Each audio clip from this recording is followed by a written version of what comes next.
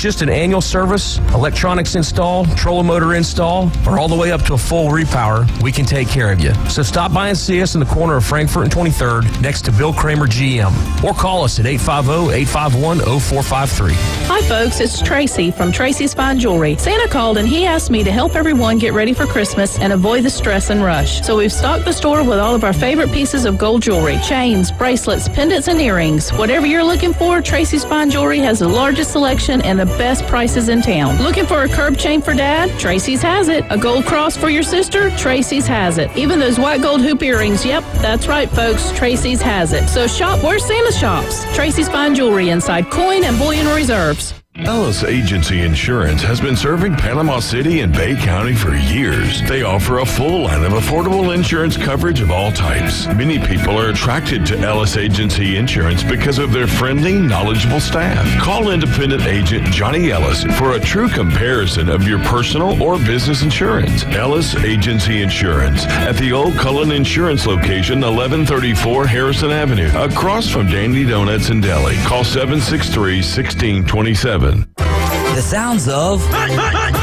is everywhere, and the cooler weather is back a little now and then. So that means it's time for a trip to That Boot Store to outfit the whole family in their favorite Western wear for that colder weather on the way. And if you need quality work clothes, check out the large selection of Carhartt work clothes, boots, and shoes available at That Boot Store, open Tuesday through Thursday, 9 till 5, and Friday and Saturday, 9 till 5:30, next to Bill Bird Kia, 15th Street in Panama City. Remember, God is good all the time. Hi, I'm Anne Margaret. I went to Vietnam to entertain the troops in 1966 and 1968.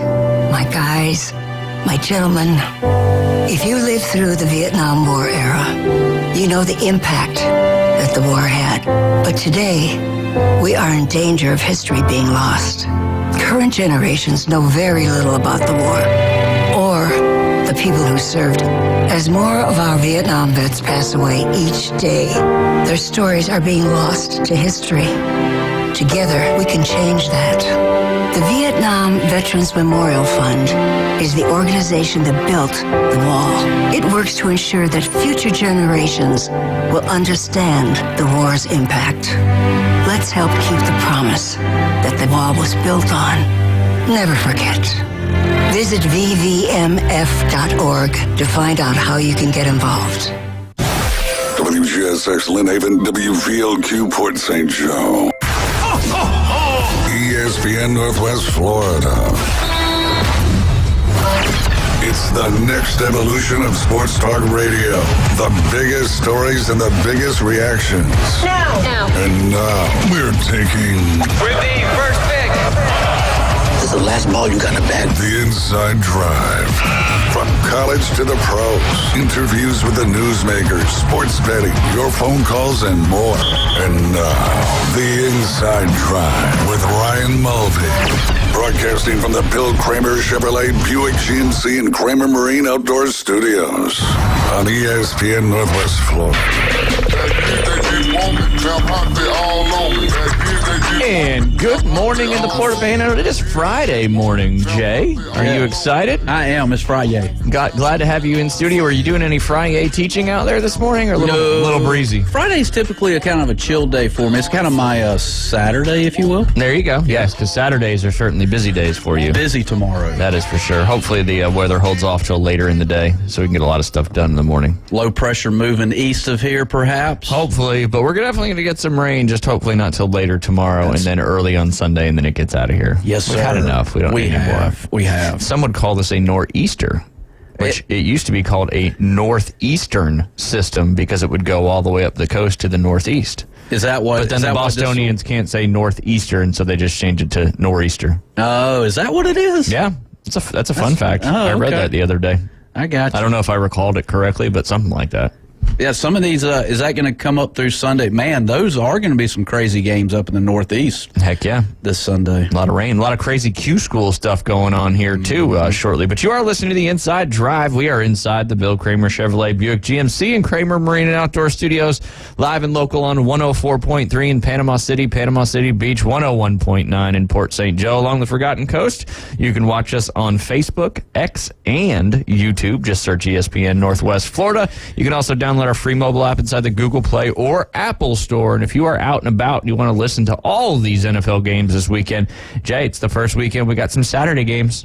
Oh, Three Saturday games on the docket coming up. I don't know what all is going to be here on ESPN Northwest Florida, but if you listen, you'll find out. Yep. And a lot of good stuff going on, so we're excited about that. Your Super Series is going to go and just kind of see what happens. Yeah, but hold on. Let's punt for a second because you guys had a big game last night with this flag football. I'm curious. I know I was supposed to go. Wasn't feeling all that great last night. However, give us an update. We got trumped for a lady friend, didn't we? No, negative. Okay. That would have been okay. Yeah, watch Cops last night. Yeah, trumped by Cops. What a Cops. You've been on a Cops kick lately. I know. I love it. But anyways, what about this, this game? It was a fun one.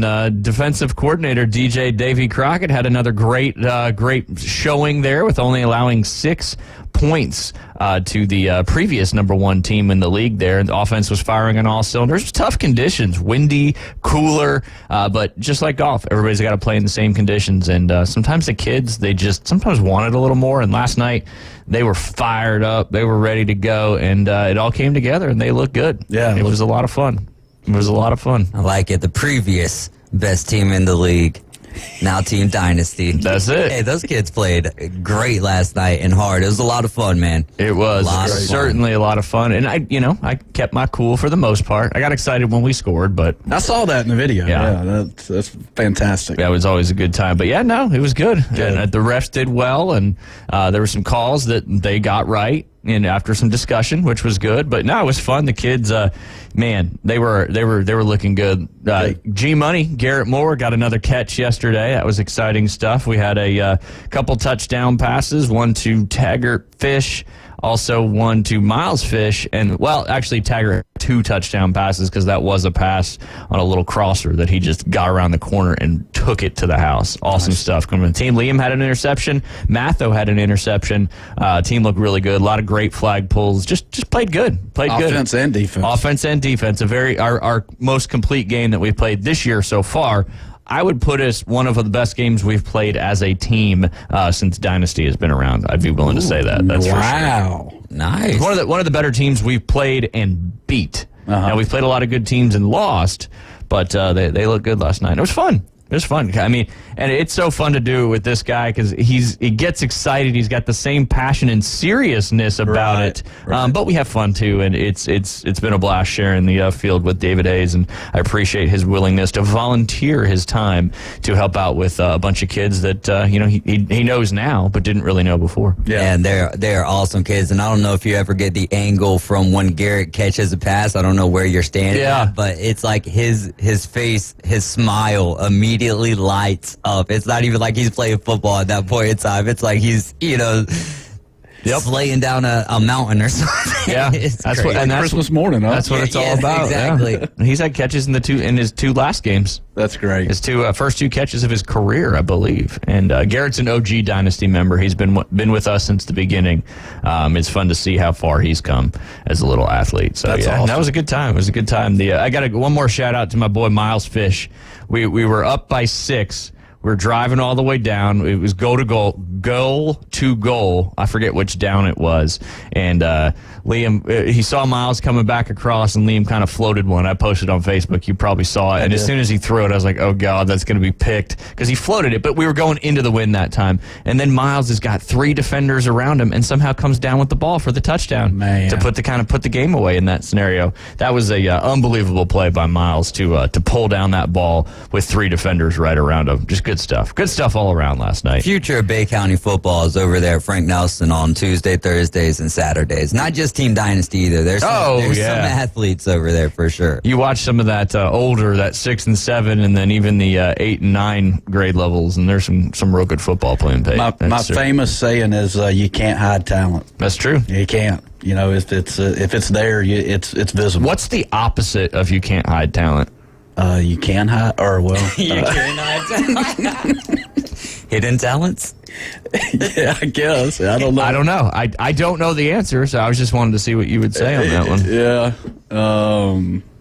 Yeah, let me think. I'll let you mull over that one for a little bit. And speaking of talent, you know, we've been talking a lot about the PGA Tour Q School and the journey that most of these guys have been on. And I don't know if you were to see any of the conditions they were dealing with yesterday, Jay, but you talk about the wind here and the temperatures here. It's just as windy there and just as cool. I mean, they were playing in crazy wind yesterday, and you still had guys shooting several under par. I think 61 players or better were even par or better in two very difficult golf courses and in very difficult conditions. I think right now, let's see what it's getting to. I've got the leaderboard here right in front of me. You've got 48 and ties are even par or better in these wild conditions. And right now you've got Danny Walker, who's 6 under total for the tournament. Kyle Westermoreland, which I don't know why I know that name, but I do. He's 6 under. Harrison Endicott is also 6 under. Wes Bryan's hanging out tied for 6. He's 4 under today. 4 under on his tournament total. Let's see. I know Charlie didn't have a great round yesterday, but I know he's just excited to be there. Difficult conditions. He's an older guy. He's not an older guy. He's an older gentleman. PGA Tour standards for who all the guys he's competing with. He shot 77 yesterday. He's 2 over on his round today through 7 holes. Let me check. Yeah, I was looking at some of the. There was a picture, and I guess a picture's worth 1,000 words. But there was a flag stick that was almost bent over to the ground, and you know the guys were in their rain suits. I mean, it looked crazy. But you know, we're talking about Hunger Games yesterday. On side note, but I mean that's a Hunger Games situation they got going on in Jacksonville, and you know it's a dog eat dog. That's a great one too, by the way. That's a good one. It's a good These one. kids come up with some good jokes. That was a fabulous one. Yeah. That's the one I was trying to remember. And I called, and he immediately fired it off for me. It was an LOL on my end. Yeah. An actual laughing out loud. Mm-hmm. Yeah. There you go. Chase Seifert, he shot 2 over yesterday, but he's 1 under on his round today through 6 holes. So he's currently tied for 65th, 1 over total for the tournament. The thing about this tournament is a long way to go. All that the nor'easter we were talking about, that is heading that direction. So they got to play as good as they can now, because it's going to be a survival of the fittest come this weekend in that kind of rain and wind, and hopefully they can get it in. But that's going to make the conditions tough. But that's the thing about playing outdoor sports. You have everybody playing in that has to deal with the same conditions. So kind of levels the playing field. Preparing these guys for British Open 2025. That's it. Whatever it may be. That's it. Yeah, it's golf isn't just all sunshine and no wind. It's the guys and gals who can persevere, and when the conditions are brutal, that usually go on to win. Yeah. Speaking of winning, the PNC Championship, we talked a little bit about it yesterday or the day before, that technically starts today, but the actual tournament itself starts tomorrow. Today they've got a Pro-Am going on, and it begins. It's actually out there right now. The coverage will be on Peacock starting at 8:15 on Saturday as the tournament play begins. It's probably 7:15 our time. You never know when you're on a website if it automatically updates the time for the time zone you're in or not. Yeah. So I'm going to assume that that's Eastern time. So, but that Peacock will be broadcasting it. Then it'll switch to the Golf Channel, and then it'll finish on NBC. All of that is live broadcasting of the PNC Championship, which is your parent-child tournament, which is really, really cool. Yeah. But one of the things that came out yesterday is, Charlie's obviously, I think he's 13. He's probably 14 years old at this point, and he's going to be heading back to the same tee that John Daly, Jim Furyk, Retief Goosen, Nelly Korda, and Vijay Singh will be playing from, 65-78, where his dad, Tiger, will play the tips at 71-06. He's just getting older. He's hitting the ball a long way. Yeah. So, I don't know. It'll be fun to watch. There was a cool thing before they teed off in the Pro-Am this morning. I posted it in our little chat there with Keith and Alan. And I just, Tiger, when he was playing in his heyday, he didn't smile a whole lot. He didn't show a lot of, excited, positive emotion. That was kind of his mentality, right? He was Tiger. He was going to come back. If he was in the lead, there was no way you were going to catch him. He had that intenseness. I've never seen him smile so big on a golf tournament. Their last practice shot they hit, Charlie hit a big old Tiger-esque flop shot, and Tiger said, "That was blanking great. Let's go play." And he had this massive smile on his face, and that's great to see from Tiger. Looks like he's having fun in this thing, and what a better opportunity to do than share it with your son. Yeah, I'm hoping. You wonder if it's conditioned by any means. Is there somebody? Does he have coaches out there that's like telling him, like, "Look, Tiger, we need you to"? I'm hoping it's from the heart. Not at this point, no. No, yeah. Because if that wasn't happening when he was in his heyday, then, yeah, and there's no doubt he's just having fun and being genuine now. Yeah. The pressure's off, I mean, at this point. He's playing golf with his son in a scramble. Yeah. Like, that's peak. Well, and him and Charlie were in that Nota Begay tournament I keep talking about. I think they played, he was caddying for him in that one. So breaking news if you want to hit the sounder. In 3, 2, 1. Breaking news. To the shock of most, Brandon Staley and general manager Tom Telesco, the head coach of the Chargers and general manager of the Chargers, have both been fired as of just now. Shocking, right? How did they even let him into the locker room at halftime? I know. No one knows. That would have been the first time in history that somebody got let go during a game. I don't even know if you're legally allowed to do that. You probably aren't, but that would have been epic. Yeah, but you didn't have to fire him. You could just been like, hey, you go to the owner's suite for the rest of this one. Just sit the rest of this one out. We'll figure it out. We're going to let Herbert coach. Yeah, he's got broken fingers, but he can still talk, so we're good. What'd you think of that? We were talking in the golf shop before I left to go home before football yesterday, and they're like, the under's got to be a good bet, right? Got to be a good bet. Well, we don't get home. I really didn't flip on the TV probably until almost 9 o'clock, and I was like, wait, what? What happened? I think it was 42-0 at halftime. Yeah. They scored 0 points last week against the Vikings, and then this week they hang 63 against what's a good defense. What do you think, Jay? No, so last week, what happened? 0 points, and then this was, is that what you just said? Literally. Okay. Against the Vikings. Against the Vikings, yeah. At home. Yeah, that's not good. 63 points. Fourth highest scoring, I think so, fourth highest points scored in NFL history in a game. Yeah. And they probably could have went for more. Yeah, they definitely could have went for more. I think it was like 63 going into the fourth quarter. Yeah, they stepped off the gas. So this was only the second time since it's the first season since 1972 that two teams have scored more than 60 points in a game. That's wild. And the Raiders aren't all that great, are they? No, not at all. Who's their quarterback? Don't even know. Exactly. Bingo. Yeah. He's a Aiden backup. O'Connell, but that one interception on the screen pass. Jack Jones. That was like the icing on the cake. No, who was the big man? The big man touchdown. That was awesome. I don't know the name, but I know what you're talking about. Rumbling, bumbling, stumbling, Berman right there. Man. But yeah, they fired him. And the GM. They're both out. The owner really is the one that's he's cheap. They have talent. That's what I was talking about with T, our cook out there at Bay Point. She's a huge Chargers fan. I feel bad for her because of that. But I mean, you list off their offensive players, Keenan Allen, Austin Eckler, Josh Kelly, Justin Herbert, Gerald Everett. I mean, the list goes on and on. They got Quentin Johnson from TCU, and they're just not good. Yeah. It's just wild. Yeah, they're not very good, but it's time for Staley to go. So he's gone, and I think they need to make an offensive hire because as much as we would always put, I know myself, I never really thought of Brandon Staley as a defensive coach, but that's what he was. Yeah. And, their offense, I think it was not a disservice to Herbert because you wanted to see it work out and maybe bringing in Kellen Moore was going to change things for him, but it didn't. So it's going to be interesting. I think you got to give Herbert another go-round. I think you need to just because he does have the talent, but at the same time, he's also shown now over and over again that they'll be with an opportunity late in the game in that clutch situation, and Herbert will be the reason he has been the reason 100%. that they lost. So it'll be interesting to see what the Chargers do. And that here. brings me to an interesting question. The media, the mainstream media, the sports talking heads, Herbert's got talent. Herbert's a great quarterback. Why is it always not Herbert's fault?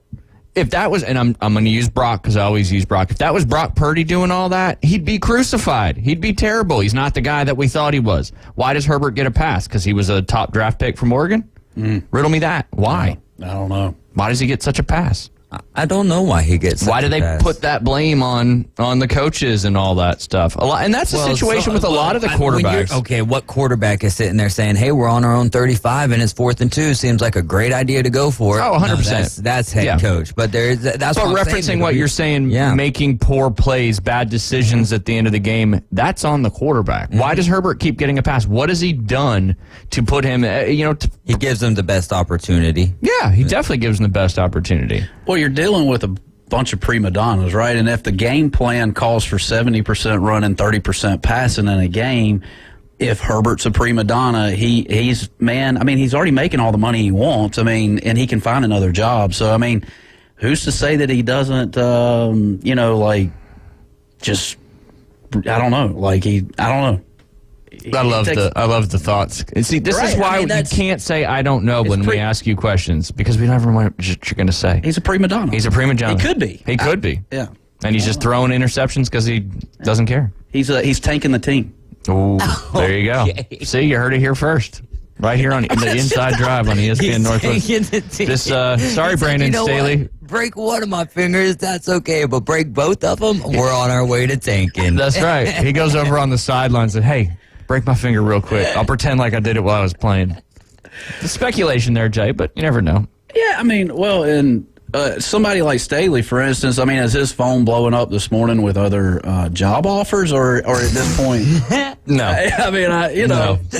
He's going to get relegated to a DC somewhere, that's for sure. You just lost 63-21. We want you. Hey, we need you. Phone's blowing up over here. Is it the coach or is it the quarterback? Who knows? Well, we know who's still on the roster right now. Yeah. Justin Herbert.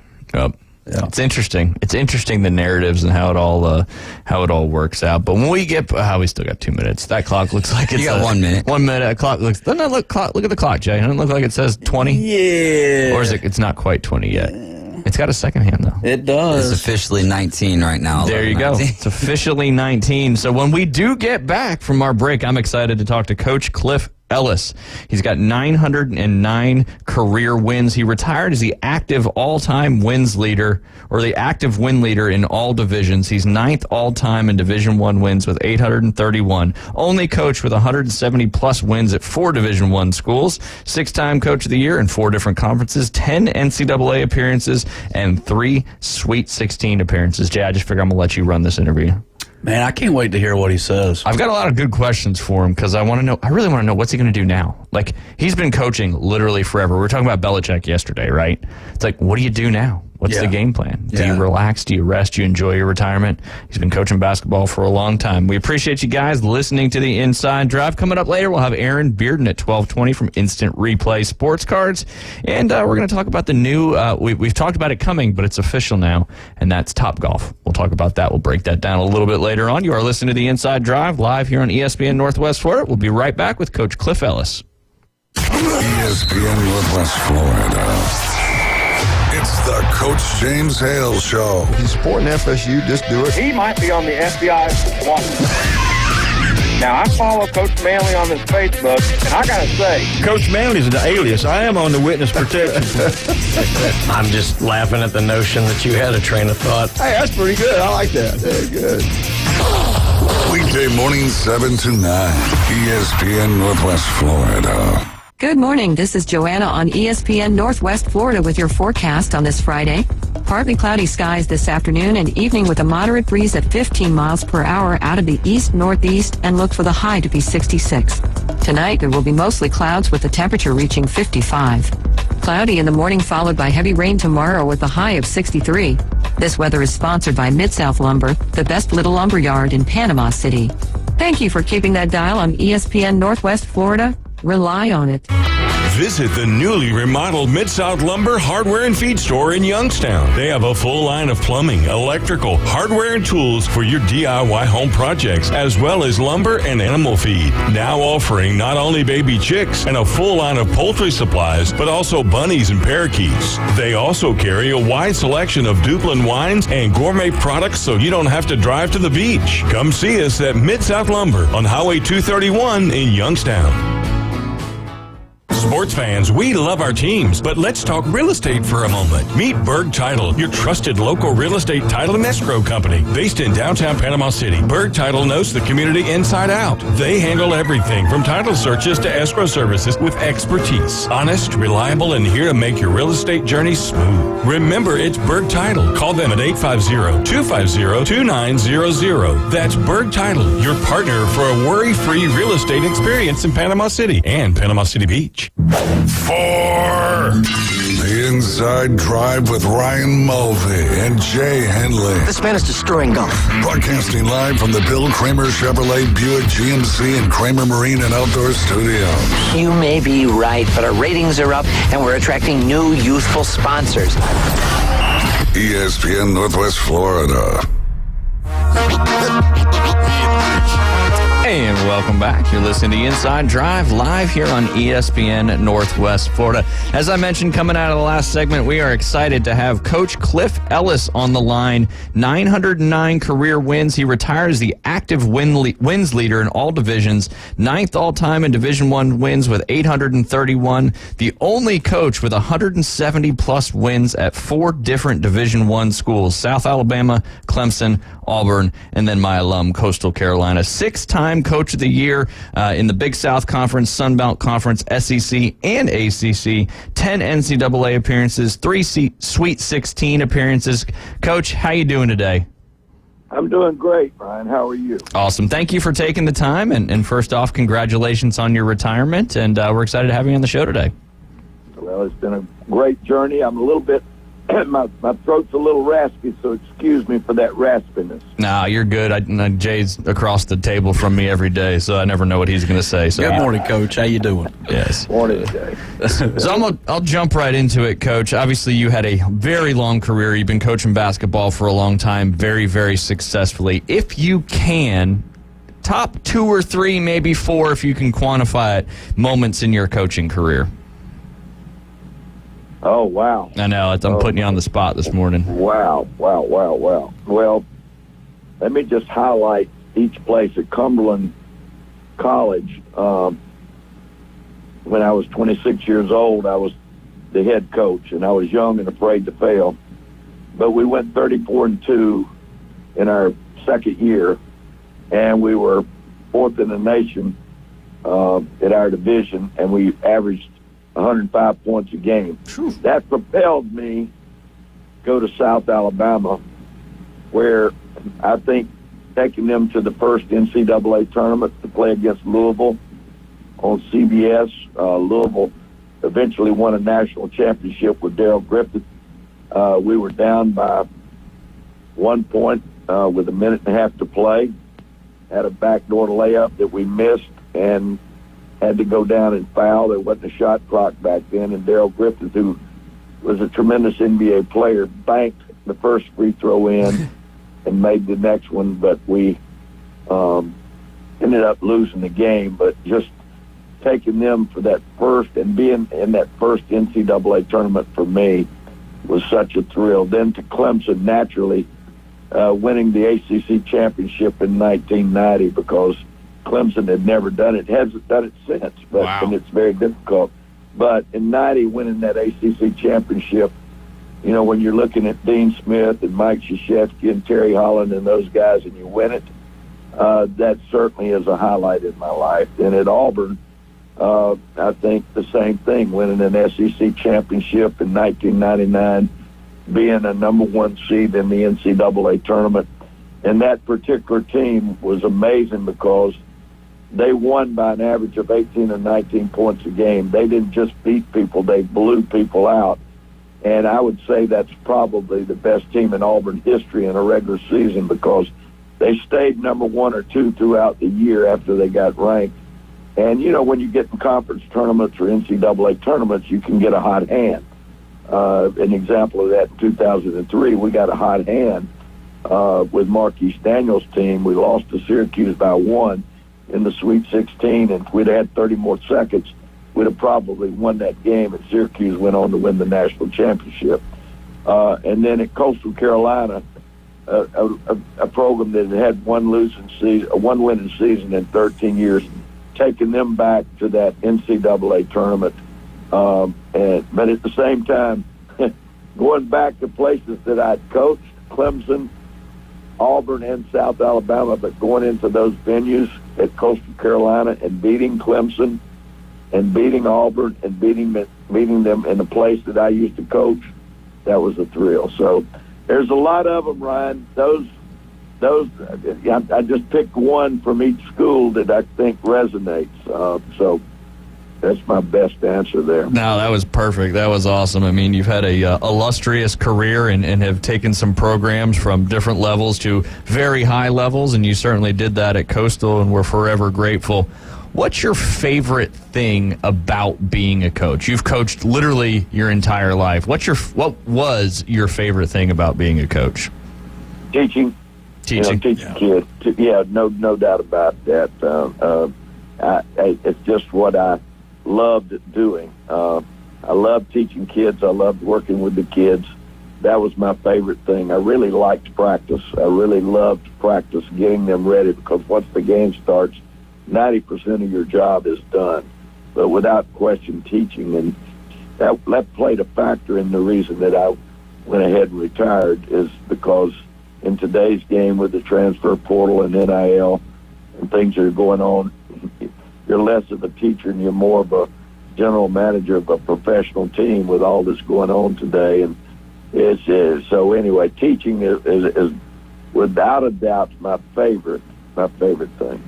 Coach, you obviously had an amazing coaching career. If you had to go back to your 20s, did you have a plan B if coaching didn't pan out for you? Yeah, I did. I went to graduate school to get my graduate degree at Middle Tennessee State University. And my plan B was this. You know, I got my master's in administration, and I would have gone and probably been a principal or superintendent somewhere between Pensacola and Tallahassee. And at age 55, I was going to, this is plan B, I was going to have enough money to build me a mini golf course at Panama City Beach. And I was going to have my shades, my radio, and if you wanted a yellow ball or a blue ball or a red ball, you could pick it out. And, you know, there's your place. Go build me a little carpet golf, mini golf course. That was my plan. And when I was, you said in my 20s, that was my plan. I wanted to be able to retire and have me a mini golf course in old Panama City Beach, Florida. How about that? We could still make that happen. I know. I know a real estate agent that could find you some property to make that stuff happen. That's good stuff. Panama City Beach is certainly growing. We're getting a Topgolf here in a couple of years, which was just announced yesterday. So that is cool. You're talking about teaching. Not some of the superstars that you've had and have gone on to have huge careers. Do you remember some of the guys that maybe, you know, weren't the superstar coming into the team, but you were able to have a big impact on some of those players? Do you remember any of those particular players that maybe, that, you know, nobody knew about, and you were able to kind of grow them a lot, and they were really willing to buy in? Wow, there's several of them. Yeah, absolutely. And you know, it's I look at guys that didn't make the NBA or play professional basketball, like Scotty Pullman, who was on that SEC championship team. He's now a successful businessman in Nashville, Tennessee. And, you know, I've got guys that are preachers. I've got guys that are lawyers. I've got guys that they're in architecture. I got guys that are coaching and teaching. Just about every trade. I've been doing it so long, and to see those guys go on and do well really it just makes me feel good. I really enjoy that. People like to talk about the 50 NBA players that I coach and all the players I coached overseas, but I get as big a thrill. My biggest thrill is when I see them walk across the aisle and get their degree, because it's a very difficult thing to play a major athletic sport today and do well academically. It's hard. And to see them succeed, you know they're going to succeed in life.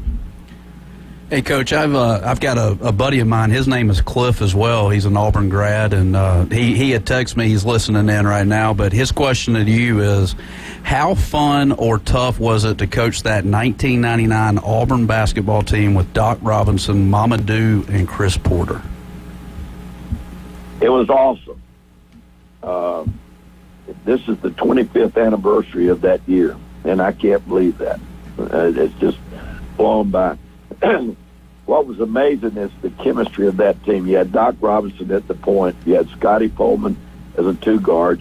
You had Bryant Smith, who's on Bruce Pearl's staff at the small forward.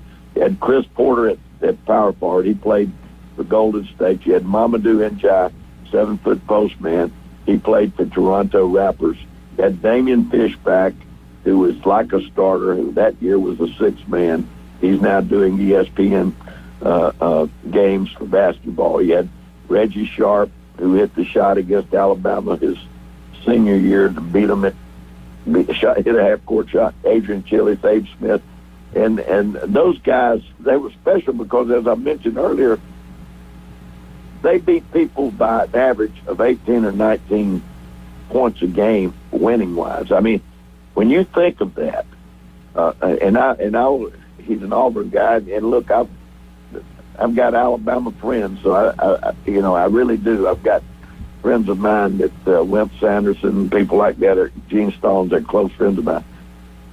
But for Auburn that year, we beat Alabama by 39, 31, and 15. That's 3 games. Now, you think about that. That doesn't happen. That just doesn't happen. We were beating people by, we would go in at halftime. I think on an ESPN game, we were playing Ole Miss, and I think it was something like 50-something to 20 at half. But to win, your average win margin, 18 or 19 points a game, I don't know when that'll ever happen again. It's so fun when you're sitting on the bench with 10 minutes to play and you got it wrapped up. That's pretty cool. A little lower stress. There's no doubt about that. Lower stress level. No doubt about it. No doubt about it. Yeah. And to be number one, you think about it, to be to be a number one seed, that's for an entire regular season. Like I said, you can get hot in a tournament, but to do it all year long, and then unfortunately we got beat in the Sweet 16 by Ohio State, and should have won that game. But anyway, like I said, in tournament play, crazy things can happen. No doubt. What are obviously the landscape has changed very drastically, but what's some advice? We've got some pretty good basketball programs here in Bay County, and a lot of good youth travel programs as well. What's some of the advice you would give to some of the kids that maybe are in middle school, getting ready to come to high school? What are some things you would say to them? That they're good players or on the cusp, potentially having some opportunities beyond high school. What's some of the advice you would give to them? Well, first of all, be committed to the game. I mean, you got to be committed. You got to work at it, and I think that's with any sport. If you ask Tiger Woods how many times he swung a golf club during the day, you would be amazed at how many balls he would hit every day. What you have to do to be good, you got to be committed. There's only 3 things you can do with a basketball: you dribble, pass, and shoot. And you've got to work at that. Those 3 things you've got to work at. You've got to get your shots in. You've got to get your ball handling in. You've got to get those things in. But your attitude is going to mean so much to the game, because rebounding is an attitude, defense is an attitude, running the floor is an attitude, and then you've got to have the right work ethic. But be committed to what you're doing. Be disciplined. Work hard and have fun at it. Coach, do you feel like basketball's in better hands now than 30 years ago, or how do you feel on that? No. All right. Yes, sir. No. One of the reasons I'm getting out of the game, of course, I'm 78, and I was going to retire at the end of the year anyway, is the fact that the state of the game and where it's at. I'm just, kids being able to leave when they want to. Look, the brain's not fully developed until you're 26 years of age. Now we're taking 18-year-old kids, and if they want to leave, they can. You know, at Coastal Carolina 3 years ago, it's when it started. We had a kid, Devontae Jones, DJ Jones. He was a conference player of the year. He goes to Michigan because he can, and I can't blame the kid because the rules have been made for them to do it. But we've taken away discipline of the kids. You know, there's no penalty. You know, if you commit to somebody, now if a coach leaves or there's circumstances, a kid ought to be able to transfer. But when you sign a contract, it needs to be both ways. And for these guys to be able to leave, they're 18 years old. You know, what are they going to do when they get 35 years old? And, okay, I don't like the situation. I'm just going to leave. Well, you might put yourself in trouble. The second thing is, and let me state this emphatically, I do believe in player compensation. I do. I do think that universities, the NCAA is making millions and millions and millions of dollars. Universities are making millions and millions and millions of dollars. Coaches are making millions and millions of dollars. But the reason people are going to watch a game is because of those players that are playing the game. They deserve something. But we are in amateur athletics. So I'm for player compensation, but they're still 18 to 25. We've got the NBA. We've got the NFL. We've got Major League Sports. You know, we've got the PGA Tour, whatever. We got whatever. We have professional sports. So my thought is for a collegiate kid in amateur athletics, first of all, there needs to be some type of cap. And secondly, there needs to be transparency. We don't know what any school is doing. Nobody knows what anybody is doing. Nobody knows. I mean, you can right now. You don't know what a kid's getting. I mean, 5 years ago, if a university gave a T-shirt to a player, that would instigate an investigation. Now $1 million will get you a quarterback or a point guard. I mean, that's crazy. So the state of the game, something has to be done, and there needs to be, in my opinion, transparency where everybody knows what everybody's doing. Yeah. You know, at least know that. You know, if you're giving $5 million to somebody, let the other guy know. But we don't know. I mean, you could give in today's game in college athletics, if you wanted to give $100 million or do what the Los Angeles Dodgers just did with the pitcher, you can do it. That's crazy to me. That's insane to me for college athletics. Well, let me. Therefore, I was going to ask you. Let me finish this. Yeah. At Clemson or Auburn, if you got the money, you could do it. At Coastal Carolina, where I was at the time, there's no money for that. So, you know, it's you're like going to a sword fight with a butter knife. And, I thought I could beat the system, but I can't. And it's going to get to where the power conferences, which I was a part of for 20 years, are going to control everything. They already control it. Yeah. You're going to have about 4 conferences, and that's going to be it. But when you see the NCAA tournament, there's not going to be a George Mason. There's not going to be a Butler. There's not going to be these teams, the Florida Atlantics, that are Cinderellas. It's going to be all about the power conference. It's all about money. And I just don't think that's where college athletics needs to be. Leave that to professional athletics. So anyway, I'm on a mission for that. Congress has got to get involved. The NCAA has certainly got to change. We've totally lost control, and we're on an unsustainable path for college athletics. I can tell you that right now. Coach, so the answer is no. Yes, sir. Yes, sir. And I'm on board with what you're talking about. And I may ask a personal question here, but like, when do you feel like Coach Cliff Ellis became a mature adult where you can make the right decisions in life and all that good stuff? Because I've got my answer for me, and I'll be glad to share it. But yesterday, perhaps, yeah. But I guess what we're doing is we're giving these kids a lot of responsibility at a young age. And I can go back when I was 18, 19 years old. I didn't have a clue. Did not have a clue. Because your brain's not fully developed. Exactly. I mean, it's not. I mean, that's just science tells you that. I mean, my gosh, the statute of limitations out, but look at the mistakes we made from when we were 18, 19, 20, 21. We had no clue. We did things we shouldn't have done. Right. We learned from it. So you eventually mature and you get wiser with age.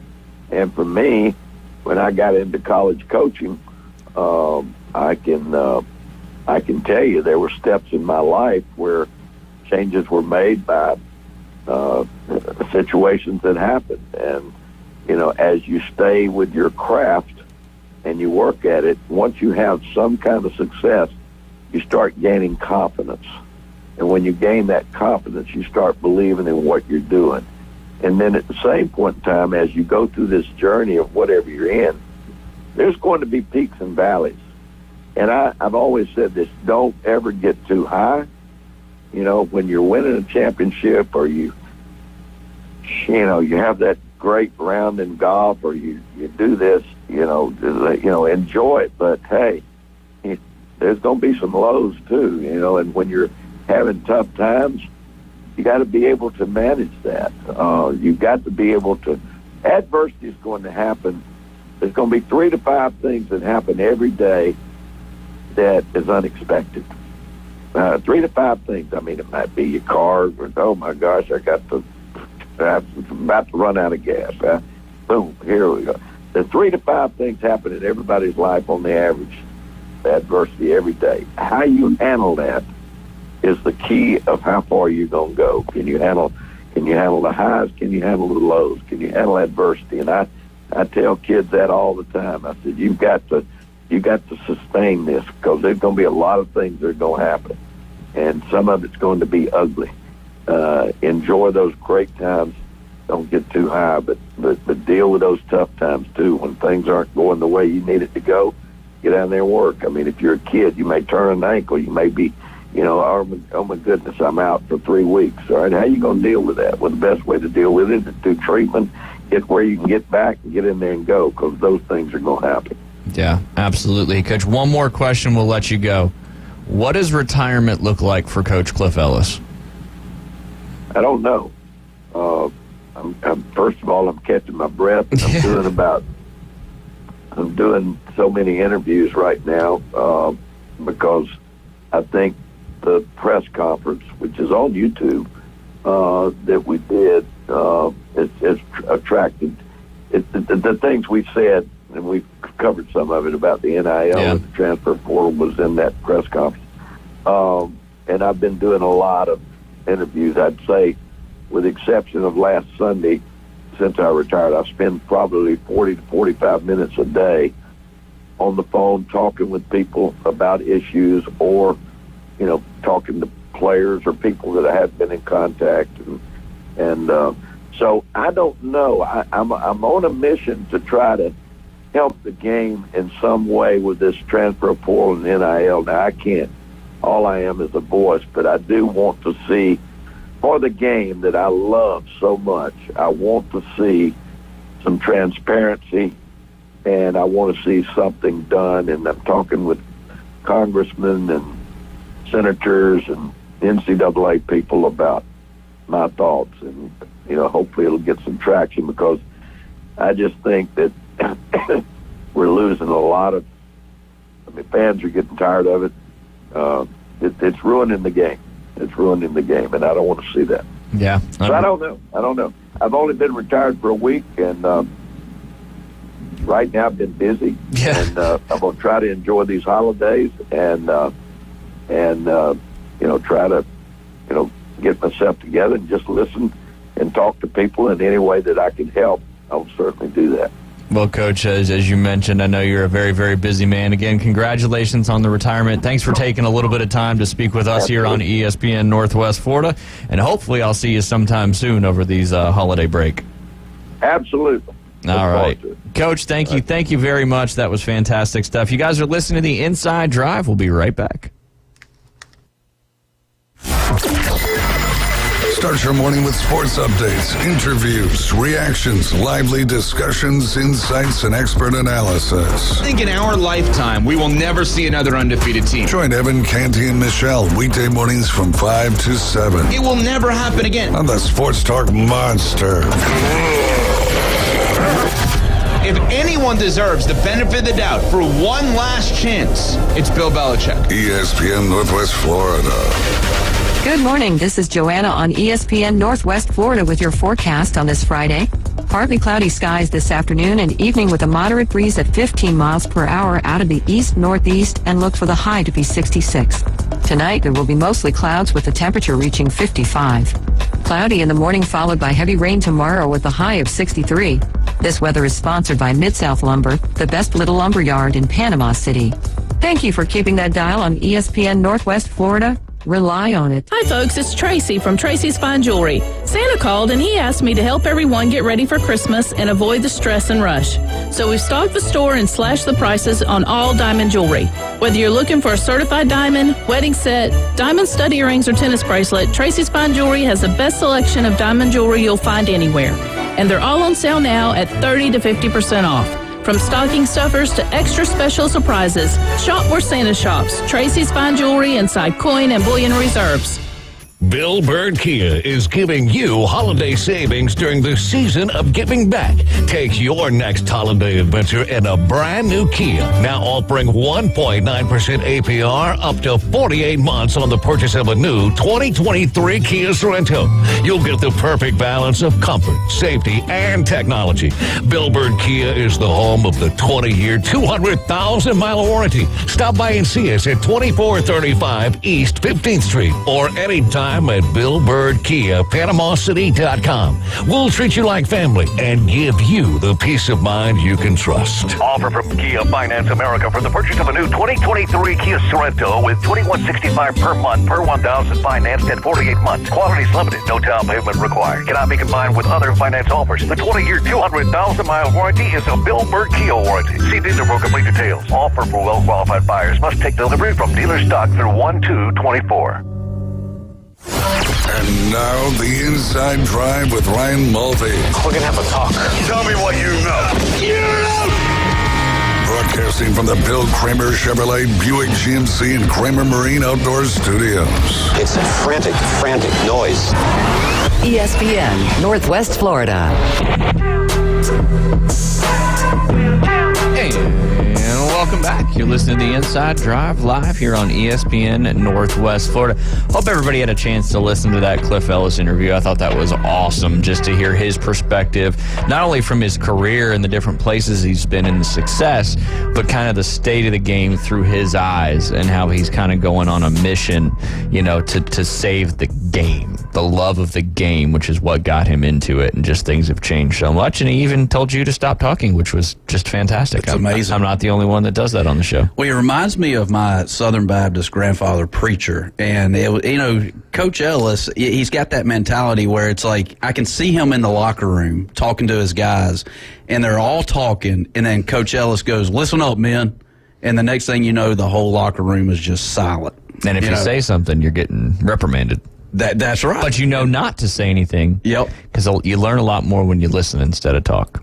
You spend a day with Coach Ellis, that's probably better than a 4-year Harvard University degree. I'd be from a life standpoint. From a life standpoint. Yep. And a couple things that I took away from that, I mean, and I've thought about it, but it really resonated in that last segment in that interview, was all these kids, 18, 19, 20, 22 years old, most of them aren't going to go to the pros. What does 15 to 20 years down the road look like for them? Yep. You've been given all this money, and typically the ones that are getting all this money are the ones that are probably going to make it to the next level. But, yeah, he said it multiple times. The brain's not fully developed until you're 26 years old. And that's what made him a good college basketball coach. Yep. Because, only 10% of those guys went on to the NBA, if not less than Probably that. less than that, yeah, absolutely. So he was teaching them life lessons along the way. And, it's true. He said it best. There's 3 or 4 things per day that are going to, don't expect to happen. Don't expect to happen. And he's there to, guide you along. Yeah. And how you deal with those things is what kind of sets the tone for how you're going to be in life. Yep. because it's not going to go good. And sports is, we talk about it all the time, sports is such a great correlation between life because, like, you're playing a round of golf, right? We talk about you're playing 18 holes of golf.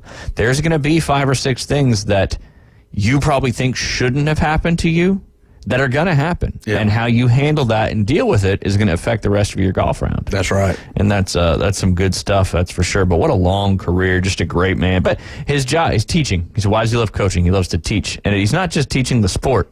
He's trying to make young men better people. Yeah. And that's the root of why you get into coaching, right?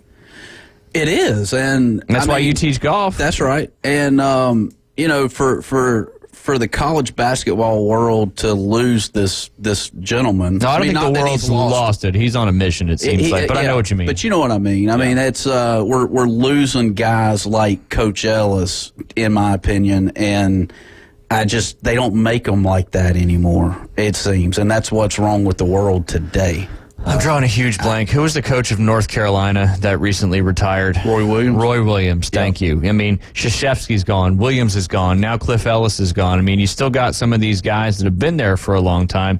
Kansas has still got their head coach. I mean, Bruce Pearl, you still got all these guys. But, yeah, that hierarchy of that group of coaching. Right.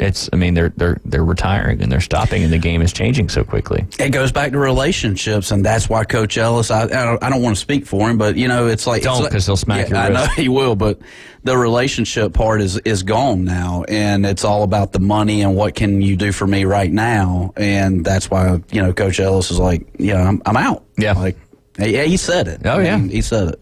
So. And you asked him a great question. And I know it's kind of, you were directing him in a way, but is the game better off now than it was 30 years ago? And he said no. He said no not. Without even a breath. Yeah, and you can't. His job as a coach is to develop not only athletes but people. And if you're not going to have them for 2, 3, sometimes 4 years, that job can't be done. Right. Especially, he's been at 2 big-time programs, Clemson and Auburn, and he finished 17 years, I think, at Coastal Carolina. And he had been able to do that for a long time. And then once COVID and all this stuff changed, he can't do that anymore. That's right. But I was hoping he was going to say he's writing a book because, that'd make a good book. Yeah, maybe you can pen it for him. Yeah. Just let there. You do such a good job reading, in all seriousness. You could read his book right here on the air. I could. I was trying to remember what I've read about the college athletes now versus the college athletes, in the 60s and the 70s. And it's, oh, man, I'm going to have to find it because it's what you kind of said with, like, what have you done for us? Rather than we're here for the program, what can we do to help make everything with the team better, all that stuff. Now it's, well, what are you guys going to offer me? What do I deserve? And that mentality has been a huge paradigm shift, and it certainly changed college athletics, probably for the good. It has. I don't know why. I've got, since talking to Coach Ellis, I've got Jim Tressel on my mind. Yep. Ohio State. He, I had the opportunity to read his book. It is faith-driven. It's all about relationships, building individuals into young men. He's on my mind for whatever reason. Yeah, so, makes sense. Yeah, it's a tough world, especially just changing so fast, and hopefully. Like you said, that the NIL money, what happens when it all dries up? Where does that leave us? Does that leave us in the super conferences or what? And how is it all the other sports? We're talking specifically about basketball. We talk a lot about football, but, what happens when people don't want to spend millions of dollars to get certain athletes to their alma mater or their school or whatever it is? Do they dry up? I don't know. Yeah. Tough one. I don't know. We only got a couple minutes before our top of the hour break. We ran a little long with Coach Ellis, but that was by design because didn't want to stop him, didn't want to interrupt him because he had some good things to say, that's for sure. But just a quick little interesting fun fact here for Jay Henley. This is the end of Week 14. It's probably changed a little bit after last night, probably not. But Week 1, here's your top 10 odds to win the Super Bowl. Week 1. You had the Chiefs at plus 600, the Eagles at plus 650, the Bills at plus 900, the Niners at plus 1,000, the Bengals at plus 1,100, the Cowboys at plus 1,400. Here's the wild one, the Jets at plus 1,600, the Ravens at plus 1,800, the Lions plus 2,200, and the Dolphins at plus 2,500. Flash forward to after Week 14. Still in the top 5, the Niners are at plus 260. The Ravens started at plus 1,800 at number 8. They've moved up to number 2 at plus 600. The Chiefs are the third best odds to win the Super Bowl. Their odds really hadn't changed much. They've only went from plus 600 to plus 350, but they've dropped to that 3rd spot from the 4th spot. The Eagles dropped a couple spots, only dropped to plus 100 in their odds to win it. They're at the 4th spot now at plus 750. The Dolphins went from plus 2,500 to plus 800 in that 5th spot now. Dallas Cowboys started at plus 1,400, still the 6th spot. Now they're in the 6th spot, but they're plus 850 to win the Super Bowl. The Buffalo Bills started at plus 900 in the number 3 spot, now have dropped to the number 7 spot at plus 1,800. The Lions haven't changed, they've just moved up a spot, still plus 2,200. The Jags have moved into the mix at plus 2,200. And then the Cleveland Browns at the 10th best odds to win the Super Bowl now, with Joe Flacco as their quarterback at plus 3,200. So what does that tell you, Jay Henley? The 49ers will win the Super Bowl? No, that's not what it tells you at all. Oh. It tells you that if you would have bet, let's see, who would have been a good one to bet? If you would have bet the Ravens plus 1,800 as the start of the season, you're looking pretty good. Same thing with the Dolphins. If you bet them plus 2,500, they're now plus 800. Ooh. Do you know what that means? Yeah, so, all right, 8 plus 800, that means if I put $1 on that, I would win $7. I think that's right. No. Let's live in 100. So you bet 100, you'd win 800. You'd get your 100 back, too, though. Okay. But yeah, it's 8-1 odds. Now, there's a good one in there. So you'd win $8, Jay. Yeah. But I threw my $1 in, so you got a -1. Or I threw my come 100 away in. with $9. But you can't count the $1, that you put in there. That would be 9-1 then. 8-1. You put in $1, you get 8 back. You also get your $1 back as well. Okay, I'm confused. But okay. You're thinking about it too hard. I am. Yeah. I bet $100 on a team that's 8-1 to win the Super Bowl. It's 800. They win the Super Bowl. I get $800 and the $100 that I bet. So you're only winning $700? No. You're winning $800. It's 11:58, David. We got to go ahead and take a break. I don't know if we can get this past it. Oh, you're listening to the Inside Drive live on here at ESPN Northwest Florida. We'll be right back. It's the PCB Hobby Takeover with Todd.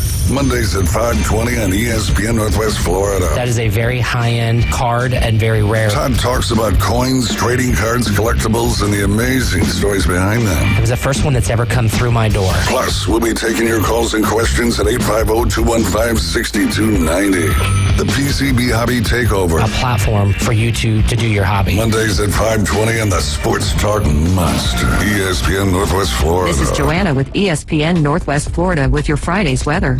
The rest of the day, there will be a moderate breeze out of the east-northeast, some clouds, and 66. Mostly clouds tonight, a bit colder at 55. Tomorrow, overcast in the morning, followed by very heavy rain and a high of 63. The same at 63 Sunday, and we'll have a good chance of rain in the morning, but otherwise some clouds. This forecast is brought to you by Earthworks of Northwest Florida. Thank you for keeping that dial on ESPN Northwest Florida. Rely on it. Hey there, folks. Looking for a place that feels like home right in the heart of Panama City? Well, look no further than Charlie Corm's place at their new location on 15th Street. Charlie Corm's is not just a place, it's an experience. Imagine cozy corners, friendly faces, and the aroma of delicious dishes that'll make your taste buds dance.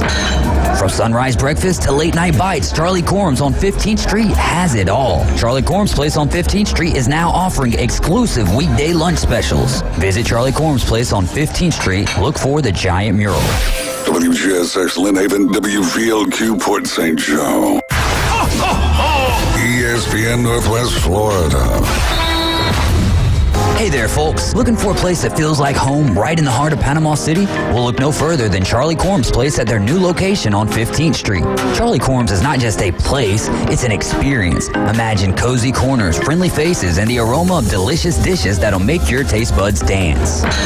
From sunrise breakfast to late night bites, Charlie Corm's on 15th Street has it all. Charlie Corm's place on 15th Street is now offering exclusive weekday lunch specials. Visit Charlie Corm's place on 15th Street. Look for the giant mural. The only place to get sports betting coverage on the radio. Is this legal? Broadcasting from the Bill Kramer Chevrolet Buick GMC and Kramer Marine Outdoor Studios.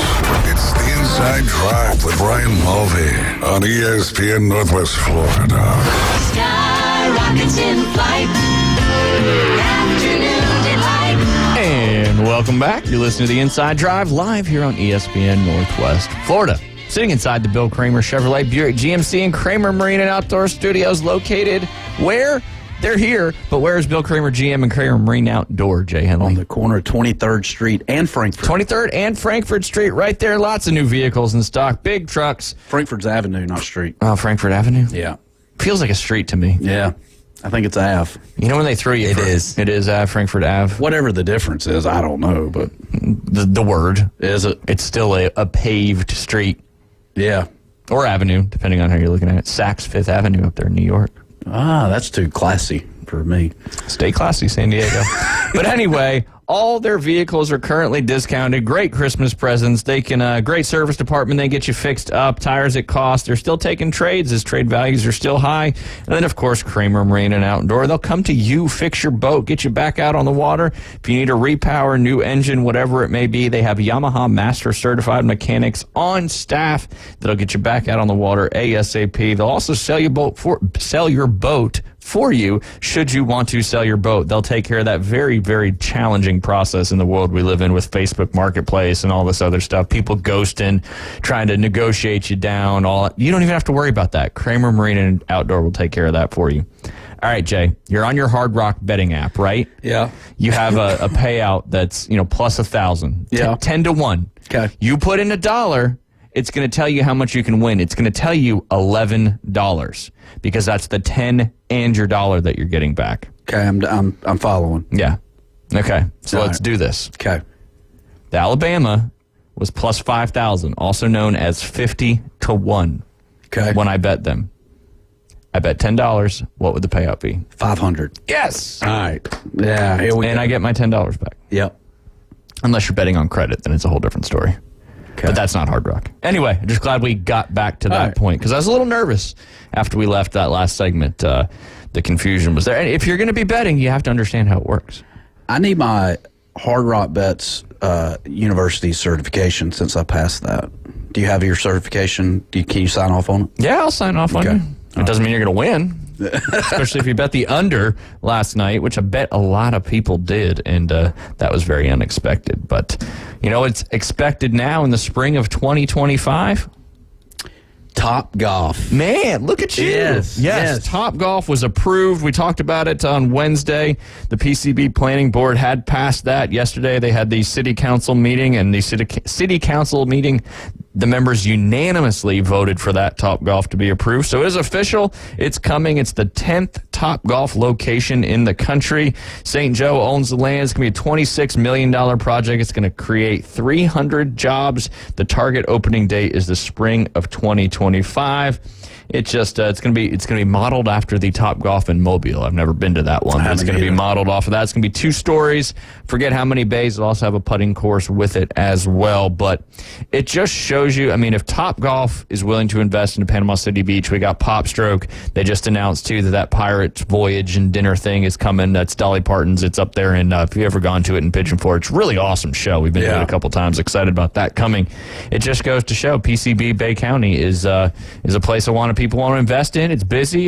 Obviously, it's going to create more traffic. But you know what? The more people coming to visit, the more things we can do here in the area. Right. So I think that's a big one. It's a big entertainment thing. To be honest, Beth used to ask me about it. She's like, why would they never bring a Top Golf here? We just don't have the local population for it because Top Golf is like a Costco. They're very specific with their market demographics on where they actually go to. But now our population is growing, but our tourism now isn't as much just the 10 weeks of summer. Right. And, we had the spring break shoulders. We're much more of a year-round destination than we ever were, and I think that's a reason why Top Golf is coming. So You mentioned something about this is the 10th location. Is that true? I feel like there's many more than 10, but if that's 10, I guess. That's what it said in the press release. Ironic you should say that because I got Top Golf's website here and their locations, and I can tell you where they're. You've been to a Top Golf? I have. The only one I've been to is in Jacksonville. I know Atlanta has 2. Yep. Birmingham has 1. Yep. We're talking Mobile. You got Mobile. You got Dallas. One in St. Pete. You got one in Birmingham, Jacksonville. I've been to that Jacksonville one as well. Tampa. Atlanta Midtown, that's the one we went to that one. We went to the Niners, or no, we went to that one when we went to the one of them. Anyway, you got one in Lake Mary, you got one in Orlando, you got the Alpharetta one in Atlanta. There's actually 3 in Atlanta now. You got the one in Beaufort as well. Oh wow! And then you've got Augusta, Georgia, and Huntsville, Alabama. Okay. Also got one in Baton Rouge, Chattanooga, Fort Myers, Greenville, Charleston, Lafayette. It feels like more than 10. Yeah, we're already. That's what the press I know my math's not that great. I know. Knoxville, Memphis, Nashville, Pompano Beach just opened, Charlotte, Miami, Doral. Yeah, why did it say 10? This is like 20. Good point, Jay. Miami Gardens, Charlotte University, Myrtle Beach. Little Rock opens on Friday. We're like 70 now. I think they have 10 at 3-1 odds. Jay, how many is that? I don't know. 30. 30, okay. Yeah, no, I'm going to stop counting now because it just keeps going. Maybe it's the 10th one of the specific model that's being put in. I have to go back and look. But maybe it's the 10th that they built versus buying one. And I don't know. I got you. Anyway, it's coming. It's coming to Panama City Beach, amongst many other places across the country. Yeah. Top Golf like Deion Sanders to Panama City Beach. Yeah, there you go. There you go. But I have had a lot of fun, though. The one time I did go, I had a lot of fun. It's great. I think it's great for the game. Great for Panama City Beach in general, and it'll stay busy. There's no doubt about it. There'll be a lot of people taking advantage of Top Golf. Well, that's the thing about Top Golf. You don't have to have ever even played golf to go to Top Golf. Yeah. You're just hitting out of a bay. You're not out on a golf course where there's other people and all that stuff. And I agree, too. I think it's good for the game. You have people that, want to go be entertained and hit some golf balls and have fun. Now, is Top Golf a practice facility where you're going to go and work on your game? Probably not, but that's why we have green grass driving ranges right there at Bay Point Golf Club. That's right. And I heard you guys talking a little bit about it yesterday as well. I believe was Alan on yesterday? Mm-hmm. Yeah, and I think it can be a gateway for people. A gateway for people that may not play a lot of golf to maybe want to get more involved to play on the big course, as somebody called it yesterday. What do you guys think? What you think? You're the golf instructor. Well, I mean, I was going to get your. I think it's great. I mean, you got to get a club in everybody's hand, and that's one way we could do it is just doing it through Top Golf, getting clubs in people's hands. Yeah, there you go. And it also, especially for kids who are competitive or people who are competitive, and you go to the golf course and if you haven't played a lot, you're not going to be able to be competitive. Whereas anyone can bring that competition factor out in Top Golf. Also, we got a text from Furman. How about the 10th Florida location? That would make sense. That would make sense. Thank you, Furman. Yeah, okay. Yeah, that makes a lot more sense. 10th Florida location. Okay. Right here in Panama City Beach. Nice. Let's get a Costco next. Yeah. That'd be good. Costco's entered the golf world. They've got drivers, irons, golf. They've had golf balls for a long time, but they're making irons to compete with the TaylorMade 790s and their stealth drivers. It's wild. But I mean, just because it's from Costco doesn't mean it's not good, right? Yeah. Everything from Costco is good. They're not even paying me to say that. Let's get a community garden and slaughterhouse. Ooh, there you go. That'll beat Costco anytime. Yeah. There's a couple good butcher shops here in our area. There would be. No, there is. There is. Yeah. Okay, I got it. Yeah, it's not future tense, current or present tense. Not past. You had mentioned something about Dolly Parton and that whole show. Yeah, the Pirates Voyage. Thing. Yep. I've never done that, but it reminded me of a golf course growing up, and I think I hope my buddy Cliff is still listening. But we had a hole number 14. Two big mounds right next to the green. 100%. It was. You were really going that direction? Yeah. I mean, hole number 14, short par 4, and you had a bunker on the front edge, and it had the two, bunker mounds. And some people called it the Dolly Parton hole, and others called it the Mae West hole. Ooh. So, I mean, Mae West and Dolly Parton were in competition. Yes. But I called it the Mae West hole. And it was a fabulous hole. Sounds like hole. it. Yeah. Did you ever land it on one of the humps and it went in the hole? It did. Yeah. That's impressive. It is. Little skull job there. Right. Hit it off the hole, goes in the hole. Yep. Hit off the mound, goes in the hole. The lips of those bunkers had a lot of Botox in them. There you go. That's for sure. I heard that the other day. It was great. Somebody said that when they were playing? Yeah, well, yesterday. Where's that golf course at? In Griffin. Oh, yeah, there you go. In Griffin, yeah. Yep. The old Mae West hole. Mae West hole. We'll have to travel up there and play some golf. Hey, it's a great hole. Very undulating. Yes, that's what she said. Yeah. But yes, that Pirates Voyage thing is cool. They like jump off the diving boards and like go into the wall. It's like an acrobatic show. And you get to eat too. It's fun. We've done it a couple times. Probably our favorite show up there in Pigeon Forge. Coming right here to Panama City Beach. 2025. 2025 is going to be a big year. Hopefully the world's still around then and nothing crazy happens so we can actually get to this stuff. But I've never done a dinner in a show kind of thing. You ever done Medieval Times? No, and that's something I want to do. Is there one anywhere near around here? Orlando. Is there anyone near around here? Is there one in Orlando? Yeah, there's one in Orlando. I've only done it in New Jersey and I was young. It's by the Meadowlands. Reminds me of the Cable Guy when they went him and Matthew Broderick. Great movie. Underrated movie. The satellite at the end. Yeah. The Cable Guy. Gets him the free cable, hooks him up. Man. He fixed his lisp, man. He had a lisp. Yep, he did. Jim Carrey. Yeah. He did a lot of wild movies. I don't have enough time. We're talking about the NFL playoff standings, but we got some big games. We got Aaron Bearden coming up. We're still going to do our picks. We're going to have to do that in the last segment. So there's a lot of games that have some serious playoff implications, like we've been talking about all week. You got 3 teams at 8-5. You've got 9? We got 6 teams at 7-6. The Raiders are now 7-8. Now they've already played this week, but they're kind of. What's crazy is they're in the mix now. But, Jay, we got 3 games coming up on Saturday. David, all 3 of those games on the ESPN Northwest Florida? Yes, sir. Bingo. It starts with the Vikings and the Bengals, both 7-6.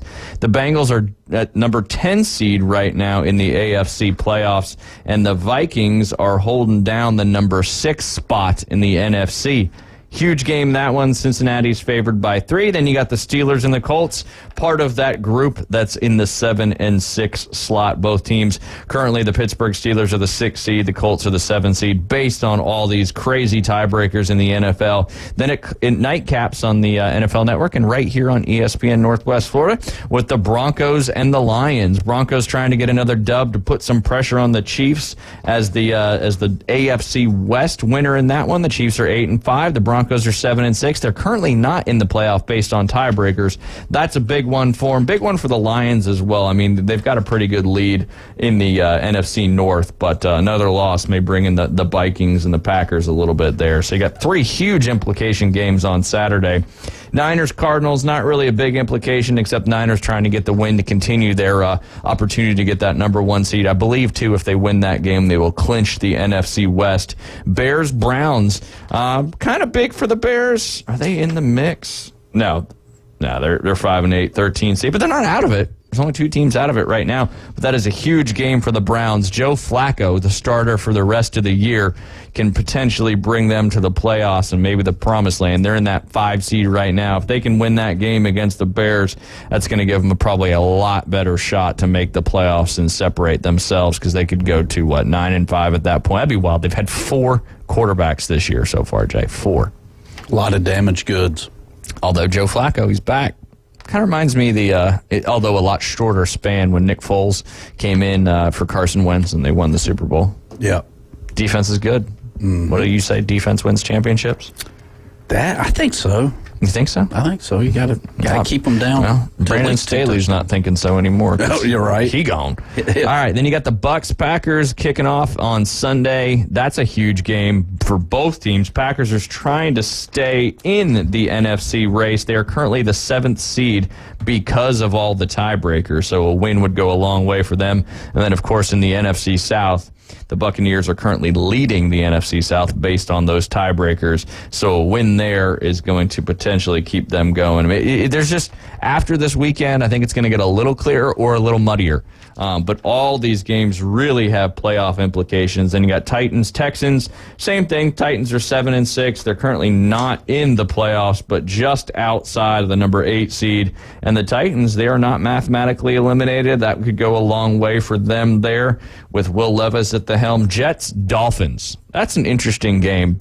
Dolphins coming off that loss. Jets on had a really good game last week. Looked good. Defense looked good. Zach Wilson looked good. I'm putting that in air quotes because you never know what's going to happen. That could be an interesting game. Dolphins trying to hold down that number 2 seed, leading the AFC East in that one, and then Chiefs Patriots. Although the Patriots are 3-10, Chiefs are trying to get off of that 2-game losing streak, and they got to go to New England, which not a great football team, but they're coming off a win last week, and they'd probably like to do nothing more than spoil the Kansas City Chiefs. They're a tough place to play. Weather's probably going to be rough on that one. Then you got Giants Saints coming up. Giants are not mathematically eliminated yet, 5-8 after that nice performance. Can you believe last week's AFC and NFC players, offensive players of the week were Tommy DeVito and Zach Wilson. Wow. That's the world we're living in right now in the NFL. Imagine having that on your bingo card. Woo! I'd pay big. Yeah. Yeah, just wild times. Joe Flacco's the starting quarterback of the Browns. Zach Wilson just won AFC Offensive Player in the Week, and Tommy DeVito won NFC Offensive Player of the Week.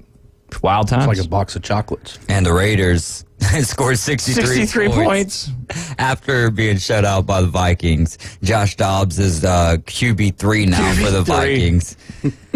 Oh, man, what a year. And I just don't see what there is to complain about because there's nothing to complain about. It's fun to watch. Awesome. It's entertaining. I mean, we're talking. That's why I'm talking about all these 6 and 7 teams and all that, because they all have still realistic shots to make the playoffs when we got 4 weeks to go in the NFL. These last 4 weeks, there's going to be so much excitement and parity, and to see how it all shakes out. And there's a lot of teams that probably we didn't think were going to be there that are going to be there. Hopefully the NFL does some good flexing for these games. Yeah, definitely. Now that we got the Saturday games in play, that college football is just down to the bowl games. Mm-hmm. Now, when you say flexing, David, what just? I just mean them showing their muscles. Oh, no, I mean, but you could have just left it at that, and we would have went on. I mean, I would have. Yeah, I would have. No, so let's say that the even last night Raiders Chargers, they could have flexed that game. I think they've already flexed the Chiefs and Patriots. That's this week. That was supposed to be Monday night. Yep. Eagles Seahawks overtook that. So just kind of putting the best games available in primetime positions instead of having games that's like, why are we watching this at 7:20 on Sunday night? Right. Flexing. And that 7:20 Sunday night game is Eagles and no. Nope. I'm glad you asked. Okay. We got, like I was saying, Giants and Saints. Saints are trying to, the NFC South is just completely wide open because you got 3 teams at 6 and 7. Falcons are one of them. Saints are one of them. Falcons are playing the Panthers on the road in that one. Probably going to be a wet one. Ben, pay attention to that weather in these games when you're doing your fantasy stuff because it is playoff week for most fantasy leagues. Mm-hmm. So a lot of excitement going on. If you put the Raiders defense in, it was probably good. In the afternoon underdogs league. So they went back yesterday, pretty much all fantasy leagues, and took 2 points away from Jared Goff. So if Jared Goff was your starting quarterback and you only won by 2 points or less, then you lost your game, actually. So we had Kyle Albritton, who was in 4th place in the afternoon underdogs league, but he ended up, they ended up changing that Stat yesterday. correction. Yeah, stat correction. And so by that, I ended up beating him last week, like 114 to 112. And then he dropped from 4th to 5th place. So he's out of the championship. Man. And he found out last night and he texted me at like 9:30. He's like, what's going on with this? I'm like, man, I didn't do that. Like, let's do some research. Stat correction. You got to be careful of those stat corrections. They'll get you. Maybe they'll take away a couple passing yards or from D-Hop and Liam can get back in. I started, and don't stop playing. I mean, you can still end up being, don't finish last. I'm still playing. I'm still playing all my lineup. I saw you started Stick. Stick. Yes. And he didn't do terrible. It's all right. I'm just trying to get some confidence. Trying to instill some confidence into our dynasty QB. Yeah, there you go. There you go. Most points. Second most points scored in that league, but he had the most points scored against him. And that's the combination you don't want to have happen. Yeah. Speaking of combinations, when we get back, we'll be joined by Ayrton Bearden from Instant Replay Sports Card. Talk about everything they got going on down there. A lot of new hobby boxes being released. And if you're looking for some Christmas presents, that's a great place to go to pick some up. You're listening to The Inside Drive. We'll be right back. Mornings on ESPN Northwest Florida just got unsportsmanlike. If there's multiple urinals, do not go next to me. Yeah, that's a problem. If there's 5 urinals, 1, 3, and 5. Then you fill in 2 and 4. Where do you go if you're the first one in? I go to 5. I go all the way at the end. The 5. All the way to the end. Then the next person has to go to 1. The next person 3. Yeah. Then you go 2 and 4. There's a certain level of etiquette that you have 100%. at the urinal. Yeah. Absolutely. There's correct. a workflow here. Evan, Canty, and Michelle. Weekdays 5 to 7 on ESPN Northwest Florida. This is Joanna with ESPN Northwest Florida with your Friday's weather. The rest of the day, there will be a moderate breeze out of the east-northeast, some clouds and 66. Mostly clouds tonight, a bit colder at 55. Tomorrow, overcast in the morning, followed by very heavy rain and a high of 63. The same at 63 Sunday, and we'll have a good chance of rain in the morning, but otherwise some clouds. This forecast is brought to you by Earthworks of Northwest Florida. Thank you for keeping that dial on ESPN Northwest Florida. Rely on it. Hello, this is Rick Vossen with RV of Panama City, your local Stormore portable building dealer located at 2241 East Baldwin Road. Hey, we're running a special through the month of December, up to 20% off on our new buildings. Come see me. You can build them anywhere from 8 foot to 10 in length and 16 feet to 60 in length. We'll do thermal windows, insulation, electricity. There's so much we can do. Come save while you can. Stormore Portable Buildings, Panama City, located 2241 East Baldwin Road. Hey folks, Chris Kramer with Bill Kramer GM. And the best place to listen to the Inside Drive with Ryan Mulvey is inside a brand new vehicle from Bill Kramer GM. And I want you to know we've got 10 times the amount of inventory on the ground as we did this time last year, and darn near all of them are discounted. So shop us online at BillKramerGM.com or visit us the corner of Frankfurt and 23rd. We'll make it easy and take great care of you.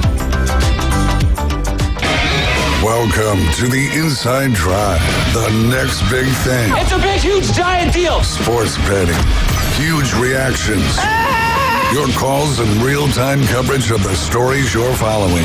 Broadcasting from the Bill Kramer Chevrolet Buick GMC and Kramer Marine Outdoor Studios on ESPN Northwest Florida.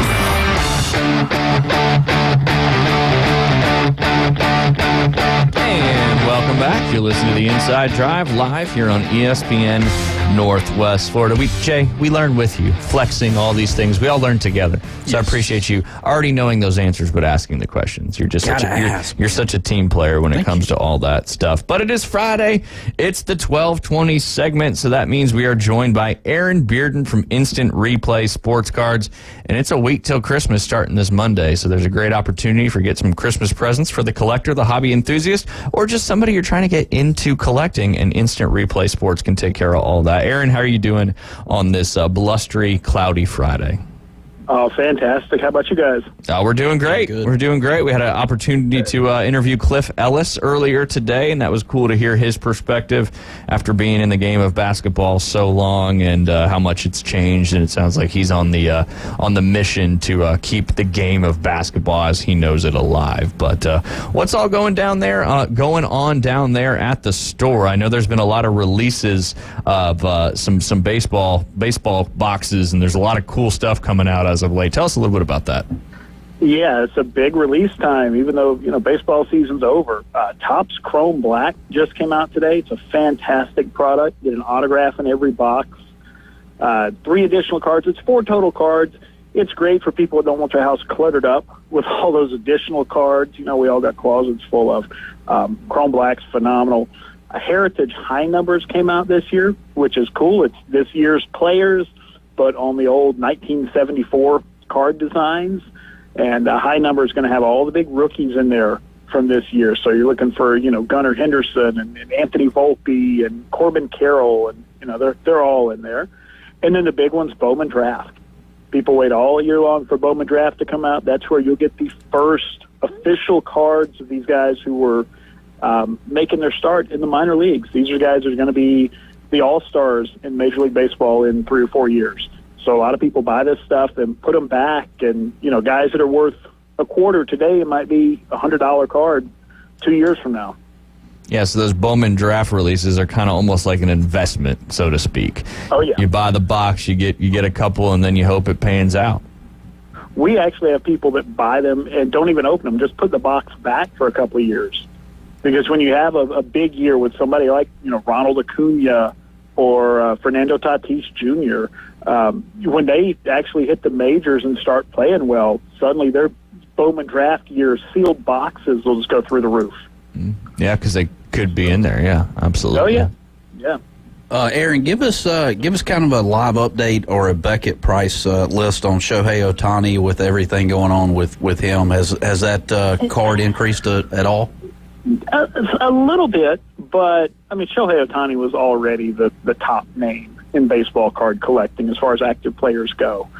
So it's more about what they accomplish on the field as a player than what jersey they're accomplishing it in, as far as their card value. So we'll see if they do well with the next year the Dodgers. This stuff may go up, but honestly, Shohei's cards went up whether the team won or lost the last 5 years. It's more about his personal numbers and then what he's doing out there. Yeah. Do you think he's comparable to anybody in years past? Is this guy going to change the face of baseball, you think? He's comparable, obviously, to Babe Ruth, but he's not quite Babe Ruth. Yeah. Shohei, he can win 10 games or so, it seems like. He seems a little bit injury prone, which I hate because with that kind of talent, let's face it, as sports fans, we want to see people doing superhuman things that nobody else can do. And when you have athletes that have an amazing amount of talent, like a Shohei or, a Derrick Rose or some of these guys that just get injured over and over, you kind of get robbed of seeing what that talent can do. Because you may not see somebody else like that for, 20 or 30 or, in Shohei's case, 100 years. But, he can hit you 40, 45 home runs. I think Ruth playing today, they lose track of how many home runs he hit in these tiny parks.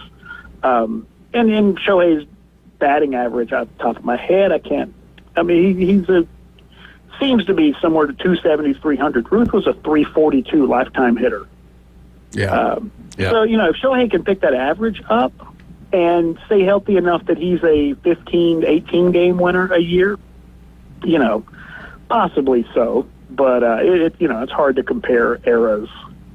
But there's certainly nothing like in the last 50 or 60 years. Yeah. Cool stuff. Yeah, the modern era of baseball. Yeah, that's for sure. Yeah, and I think when you start talking about most valuable player, my argument with that is always, well, what are we considering value? Is it the guy that's playing for league minimum that hits you 20 home runs, or are you going to compare that to the guy that's making $35 million that hits you 20 home runs? Like the league minimum guy, you got way more production out of that.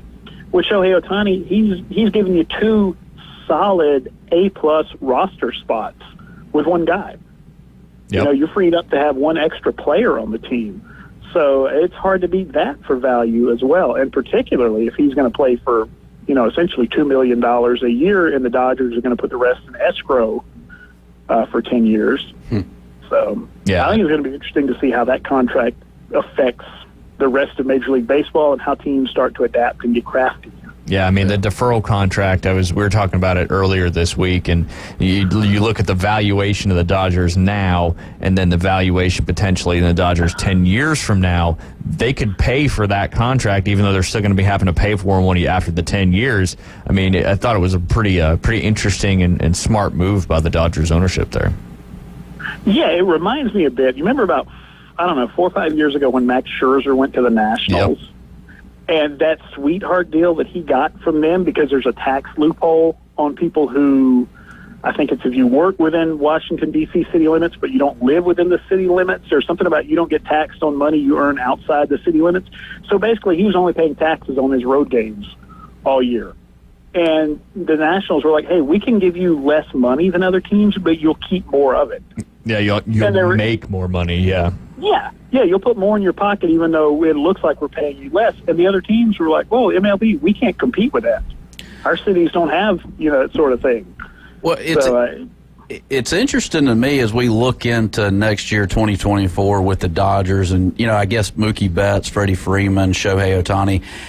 This is the ultimate can you buy yourself a World Series year. Yeah. And they're not done. Yeah. Yamamoto's probably coming here pretty soon. Make it uglier. Yeah.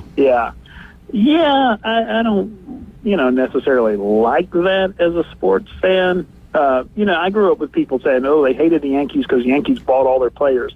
And really, when you start looking at it, sure, they paid some good money for Reggie Jackson in the late 70s, but for the most part, the Yankees have won with some homegrown talent. You get, more recently, sure, yeah, they threw money out for A-Rod, and then the last 5 or 6 years, yeah, it's a little different. But, people were saying this stuff about the Yankees in the 70s and 80s. I feel like the Dodgers are that. They are the monster that, people thought the Yankees were. And when is enough enough? Yeah. They've had on paper the best team in the National League for the last 5 years and, haven't maybe quite lived up to the potential that it looked like that lineup should live up to. They've been very successful, but, not necessarily a dynasty. So when is it enough? I don't know. Do we even need a major league season? Can we just give the Dodgers a trophy, let them all go out for ice cream, and, get back together with the other 29 teams and play some real baseball? I don't know. I guess we'll find. Yeah, I mean it's wild how the professional sports are so different from one to the other and what they can do from a financial standpoint. I mean, you can pretty much spend as much as you want as a baseball team as long as you can afford to pay that luxury tax. So Dodgers definitely finding some loopholes and some different things to make it happen. And I think Shohei for himself did a great job because, heck, 10 years from now he moves to the state of Florida, no state income tax. Your tax rate's a lot less. He'll end up making a lot more money on that money than he would have been living in Los Angeles. So it's there's a lot of other things that go into these contracts that I'm starting to learn a lot more about that make them very interesting and intriguing. That's for sure. Well, yeah, huge business side to it that like I say, we don't normally think of. And we hear $700 million, but truthfully, how much does he put in his pocket? Yeah, because money's going to go to agents and business managers and accountants, and Well, I'll pose the question: What would happen if the city became the owner of teams and the revenue came back to the city rather than going to these billionaire owners? Right. I mean, I don't know with that where that would go. There are probably some cities that we could look at and say, well, they don't manage their infrastructure well as far as the potholes in their roads and things like that. So how well would they do running a football team? Teams would probably go bankrupt, yeah. Yeah, but, at the same time, here in Florida, teams can't get a stadium because the taxpayers in Florida are still on the hook for that Marlins stadium because the Marlins owner, Loria, promised, hey, if you guys will build us a stadium for like $500 million, I'll put together a winning team. And so the taxpayer, they got together in a little vote on the state representatives or whatever and said, yeah, here's $500 million. He went out and bought a bunch of free agents. I mean, he got like Mark Burley and a bunch of guys that were in their prime. And then by the All-Star game, he'd sold the whole team off, piece by piece. And they were like, well, you promised you'd put together a winning team. And he said, yeah, but I didn't say I'd keep it together. So he's, hey, thanks for the stadium. And he was renting it out for concerts and high school graduations and, anybody that came around with some money. And he had a free stadium to do whatever he wanted with. And meanwhile, the Marlins were, last place for quite a while. Yeah. I did not know that. Either did I. Yeah. That's a whoopsie there. So they said it'll be a while before, any team in Florida needs to even think about going to the state government and saying, hey, we need money for a stadium. Right. Yeah. There you go, Jay. There you go. Good fact. But yeah, we got Christmas coming up here very, very soon. Hard to believe we're inside the 12 days of Christmas. And, week from Monday is Christmas.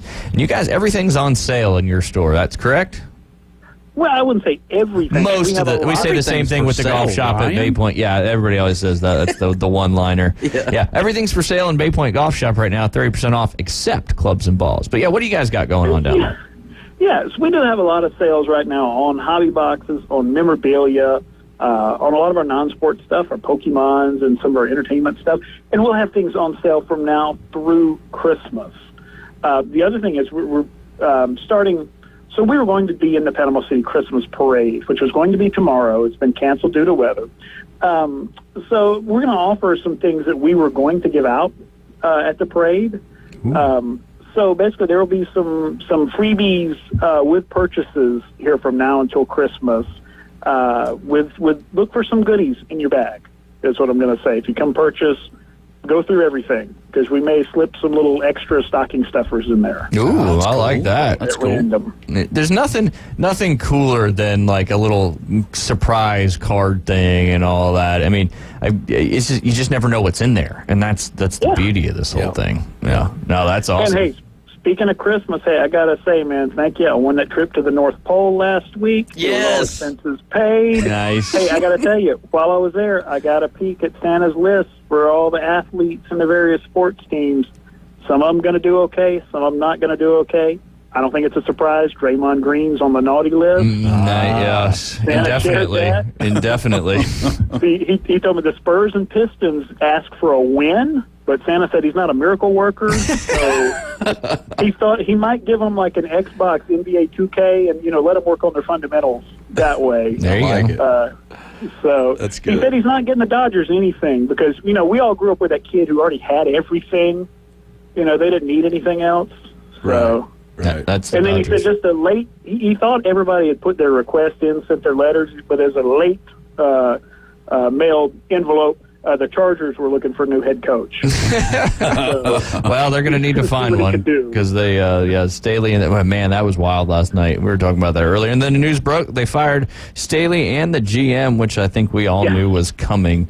That is for sure. But yeah, and you guys, it's Friday. Got your normal kids' night coming up tonight. Yes, Kids Club tonight. Doing some Christmas themed. Breaks with the Kids Club. We got like the Topps holiday boxes and things like that. So it'll be a lot of fun. Come out tonight, 6 p.m. Kids getting in on some cheap breaks, trading with each other, learning about the hobby. It's be a lot of fun tonight for the kids. Definitely. And then Saturday coming up tomorrow, you got your normal in-store break? Yes, at 12 o'clock in the shop, live, in-person, in-store group breaks, doing football, doing baseball. We'll do whatever people want to break, to be honest with you. And it's a lot of fun. You can get in for, $20 or so on an opening of a very expensive box, $300 or $400 box maybe, and get a chance to pull some really nice stuff. Last week doing some of the breaks, we had, $300 and $400 cards getting pulled out for people that paid in $20, $25. So, and everybody gets cards. That's the cool thing about it. You do some of the online breaks, and they're like, there's only 8 cards in the box, but 30 people buy in, and most of you go home empty-handed. We don't do that. Yep. We want to do something where everybody gets something.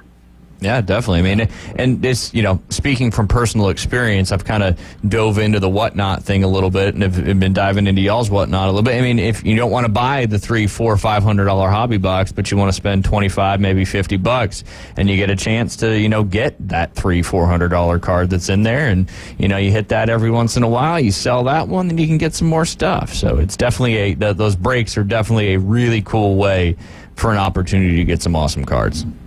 Yeah, we'll be on there later today with some of that brand new Topps Chrome Black. Like I said, just came out today. Nobody's really gotten much of a look at it yet. So we'll be on there breaking that on Whatnot. We're on Whatnot at Instant Replay PCFL. Or you can go to our website, instantReplaySportsCards.com. It'll have all our social information. It's great stuff, man. What with all this rain the past few weekends, when it rains outside, does the store traffic seem to kind of pick up a little bit? It can't. It depends on how much rain, I guess. Yeah. It's too bad. Nobody wants to go outside. Might need a boat to get there. Yeah. And, nobody wants to be carrying around these paper and cardboard collectibles in the rain. That's a good point. That is a good point. Very good point. Well, but, check them out there, right there, and let everybody know where you are there, Aaron. Hey, we are at 752 West 23rd Street. That's a Stanford station, with Academy Sports. We're right next to Sweet Frog Yogurt. Everybody knows the Sweet Frog. We are here 7 days a week, baseball, football, basketball, all the sports, hockey, soccer, non-sports, supplies for any collectors on your list. We got all of it. Come see us. All sorts of memorabilia as well. It's a lot of signed autographed pieces there in the shop. Yeah. I think even jerseys, basketballs, helmets. Hockey jersey in there, too, if I'm not mistaken. Quite a few, yeah. There you go, Jay. I know the big hockey fan that you are. Aaron, we always appreciate your time. We'll be paying attention to all your stuff. Good luck with the Whatnot break later, and have a great weekend, and we look forward to talking to you next Friday. All right. You guys do the same. Everybody out there, take care. There you go. That was Aaron Bearden with Instant Replay Sports Cards down there in the Stanford Station Shopping Plaza. When we get back, it's Friday. We got a pick. It's Week 15, Jay. You ready for that? I'm ready. I threw, I think, four college in there and 6 NFL. Let's do it. All right. You're listening to Inside Drive. We'll be right back. Take ESPN Northwest Florida with you everywhere you go. Anytime, anyplace, anywhere. The sports talk and live play-by-play doesn't have to end when you get out of the car. The ESPN Northwest Florida app streams your favorite sports talk hosts and the biggest games in ultra-high fidelity. This is of utmost importance in travel. Take the sports talk monster with you anywhere you go. Available for Android and iPhone. Use it anywhere or any place. PCB Hobby, the beach's premier hobby store for sports cards, comics, coins, and trading card games. PCB Hobby carries the largest selection of boxes and packs from the latest releases of brands like Topps, Panini, Leaf, and more. Looking for a specific player or team? PCB Hobby has a wide assortment of raw and graded cards. They carry parallel rookie, game used, and autographed cards in both modern and vintage. Have a collection you want to sell? We buy, sell, and trade. PCB Hobby on Back Beach Road, just east of Florida Linen. Call 850-320-8388. Bill Bird Kia is giving you holiday savings during the season of giving back. Take your next holiday adventure in a brand new Kia. Now offering 1.9% APR up to 48 months on the purchase of a new 2023 Kia Sorento. You'll get the perfect balance of comfort, safety, and technology. Bill Bird Kia is the home of the 20-year, 200,000-mile warranty. Stop by and see us at 2435 East 15th Street or anytime at Bill Bird Kia, PanamaCity.com. We'll treat you like family and give you the peace of mind you can trust. Offer from Kia Finance America for the purchase of a new 2023 Kia Sorento with $2,165 per month per 1,000 financed at 48 months. Quantities limited. No down payment required. Cannot be combined with other finance offers. The 20-year, 200,000-mile warranty is a Bill Bird Kia warranty. See dealer for complete details. Offer for well-qualified buyers. Must take delivery from dealer stock through 1/2/24. The locals love it. You're going to love this. You are my favorite. It's my favorite. Everybody's favorite. The Inside Drive with Ryan Mulvey. Live from the Bill Kramer Chevrolet Buick GMC and Kramer Marine Outdoor Studios on ESPN Northwest Florida.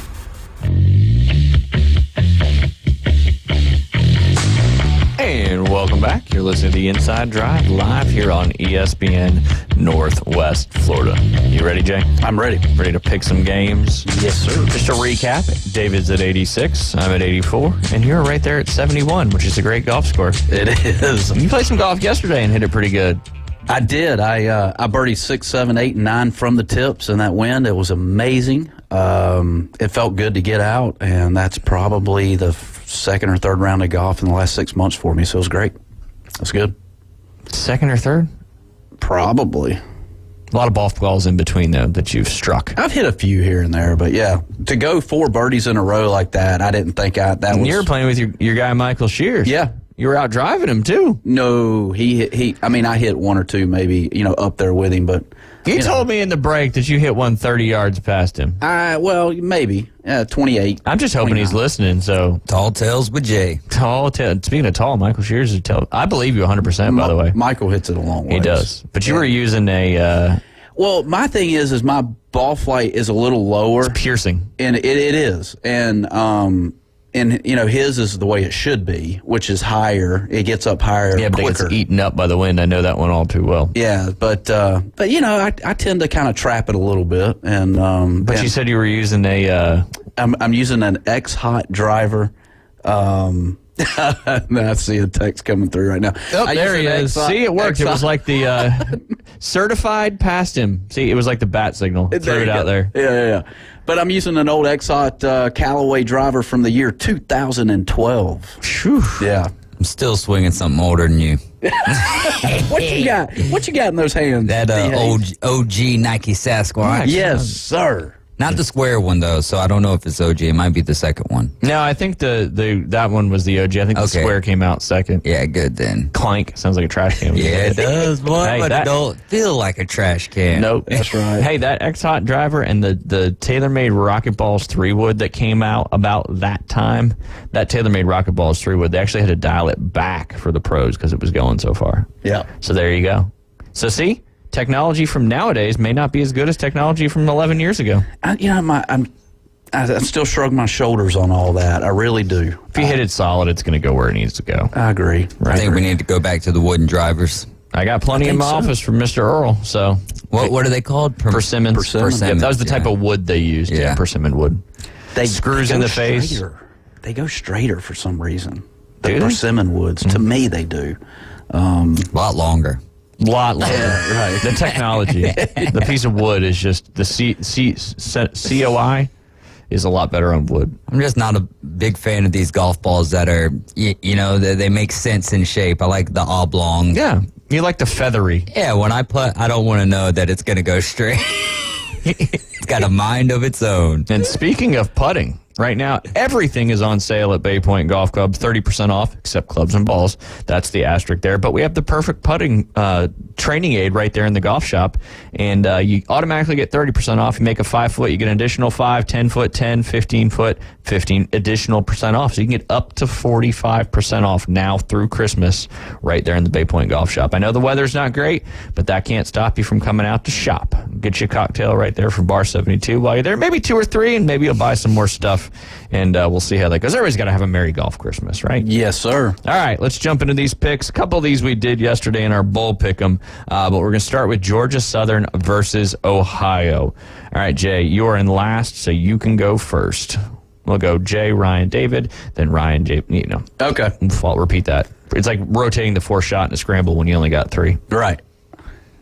So what are we doing? Georgia Southern versus Ohio. Georgia Southern versus Ohio. We only got 10 minutes. Let's go Georgia Southern. I got Georgia Southern as well. As do I. Sweep it out. Ohio will win. Yep, there you go. And speaking of Ohio, we got Miami of Ohio versus App State. Ooh. App State. It's not your turn. Oh, sorry. It's my turn. Yep. Miami of Ohio. Oh, man. This one's tough because I think Miami of Ohio has a good defense, but I think App State's going to be the more complete team in this one. Give me the Mountaineers.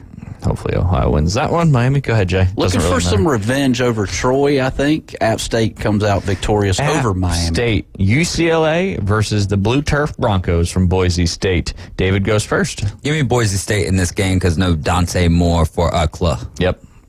I watched the Smurfs when I was 6 years old. Smurf turf wins, Boise on top. You know what they call Coastal's turf? What? The surf turf. Surf turf. Which is the first bowl game coming up on Saturday at their Brooks Stadium.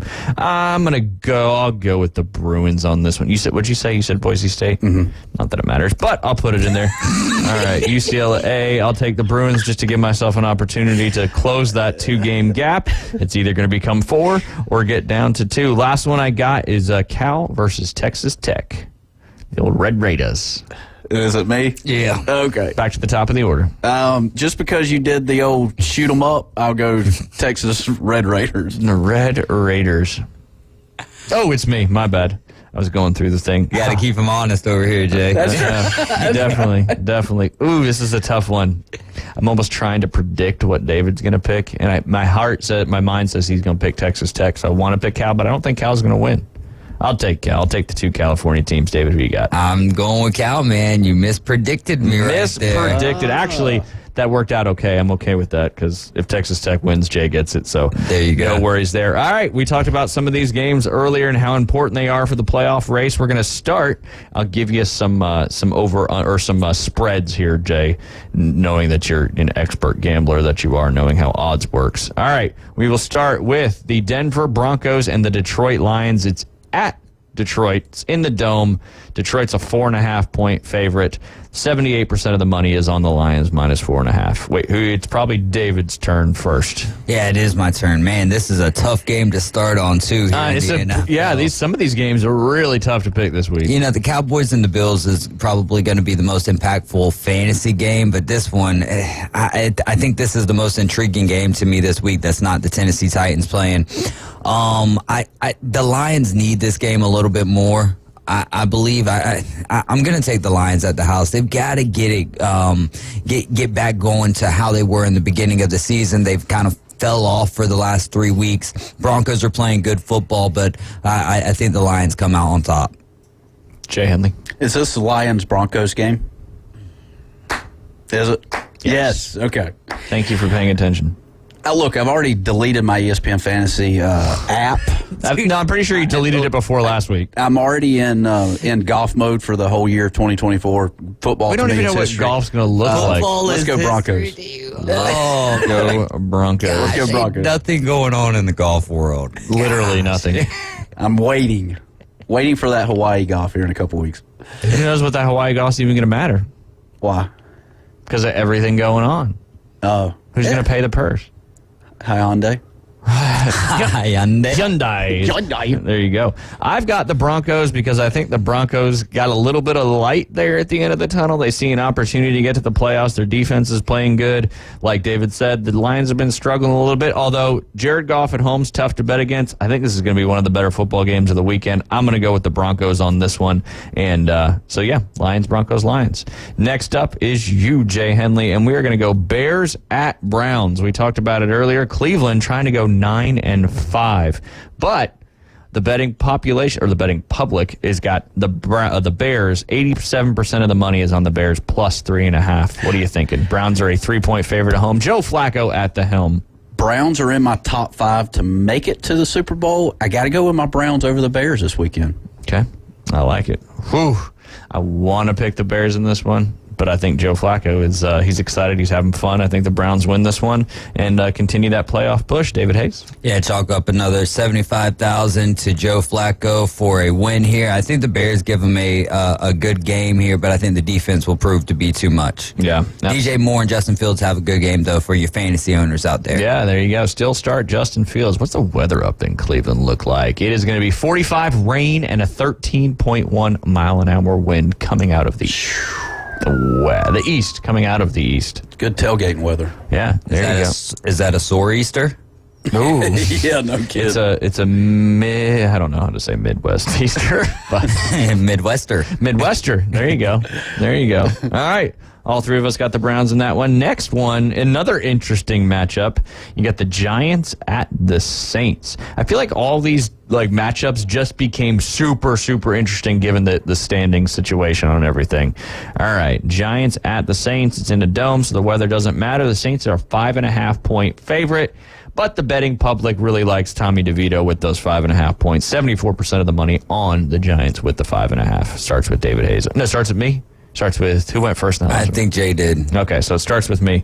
I'm going to go with I want to see DeVito keep doing good.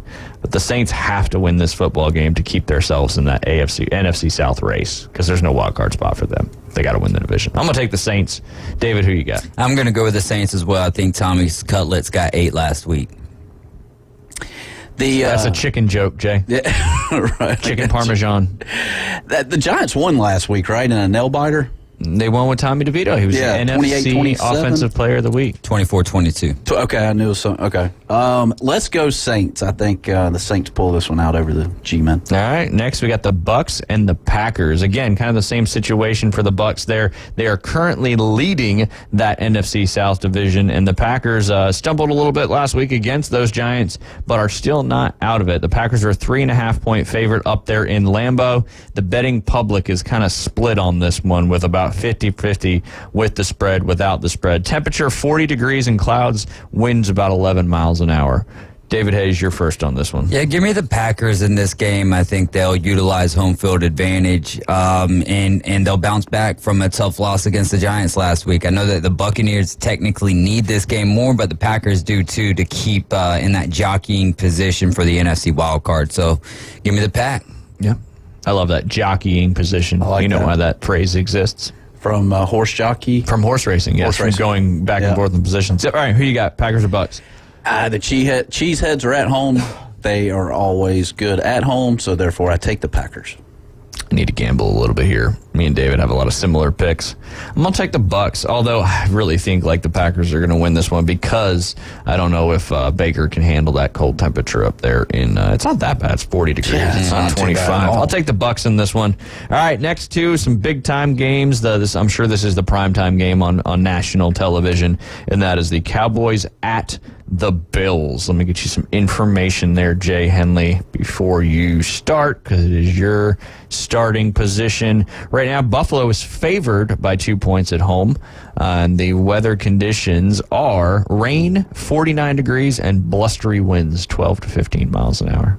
You got to go with Bills at home against a dome team from Texas. Go Buffalo Bills.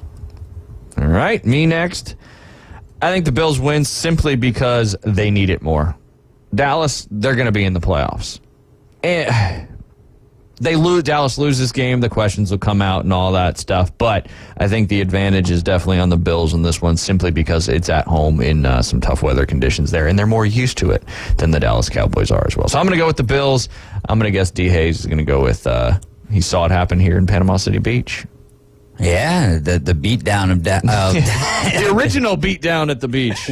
Yeah, right there in the old La Vila parking lot. Man, this one's tough because I think that the Cowboys are actually the better team in this game. But like you said, Bills back against the wall here. They're sitting at 7-6. 7-6. If they were sitting at 8-6, or if they were sitting at 8-5 at this point, I honestly would take the Cowboys. But them being at the house, they're going to have an advantage there. Give me the Bills. Give me the Bills close. Just like last week's game against the Kansas City Chiefs. It's going to be a fantastic game there on Sunday afternoon. And then that night, another big one, 2 AFC leaders. I don't really know if anybody needs it more than the other one. If I were to put it out there, I'd say the Jags needed a little bit more than the Ravens. But that's the Baltimore Ravens. Another primetime night game over there in Jacksonville. And let me pull up the numbers here real quick. I got distracted and did something else. We got Ravens at Jaguars. The Jags are a 3-point home underdog. Not a divisional home underdog, though. So the Baltimore is favored by 3. The betting public really likes laying that 3 points. I'll go first on this one. I think the Ravens get this one done. It's probably going to be a little bit of a sloppy game. I don't know if the weather's still going to be around by then. Let's take a quick look. I know we got to go fast because we only got like 30 seconds to go. Mostly cloudy, 60 degrees with a bunch of wind. I'll take I'll take the Ravens. I'll take the Ravens as well. All right, Jay. I'll go Jags. That way we can mix it up a little bit, and I can try to get back into the game here.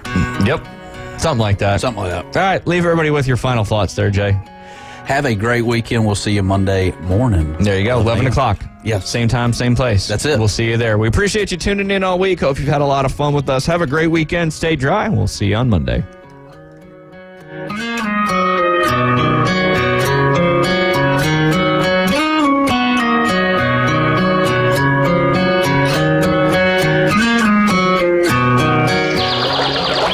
ESPN Northwest Florida has the real local fishing report. Hi, this is Tim from Bay Breeze Bait and Tackle. Join me every Friday at 4:20 during the afternoon Underdogs. It's accurate, detailed content from local anglers, plus fishing updates on Saturday and Sunday morning right when you hit the water. Advice and stories from local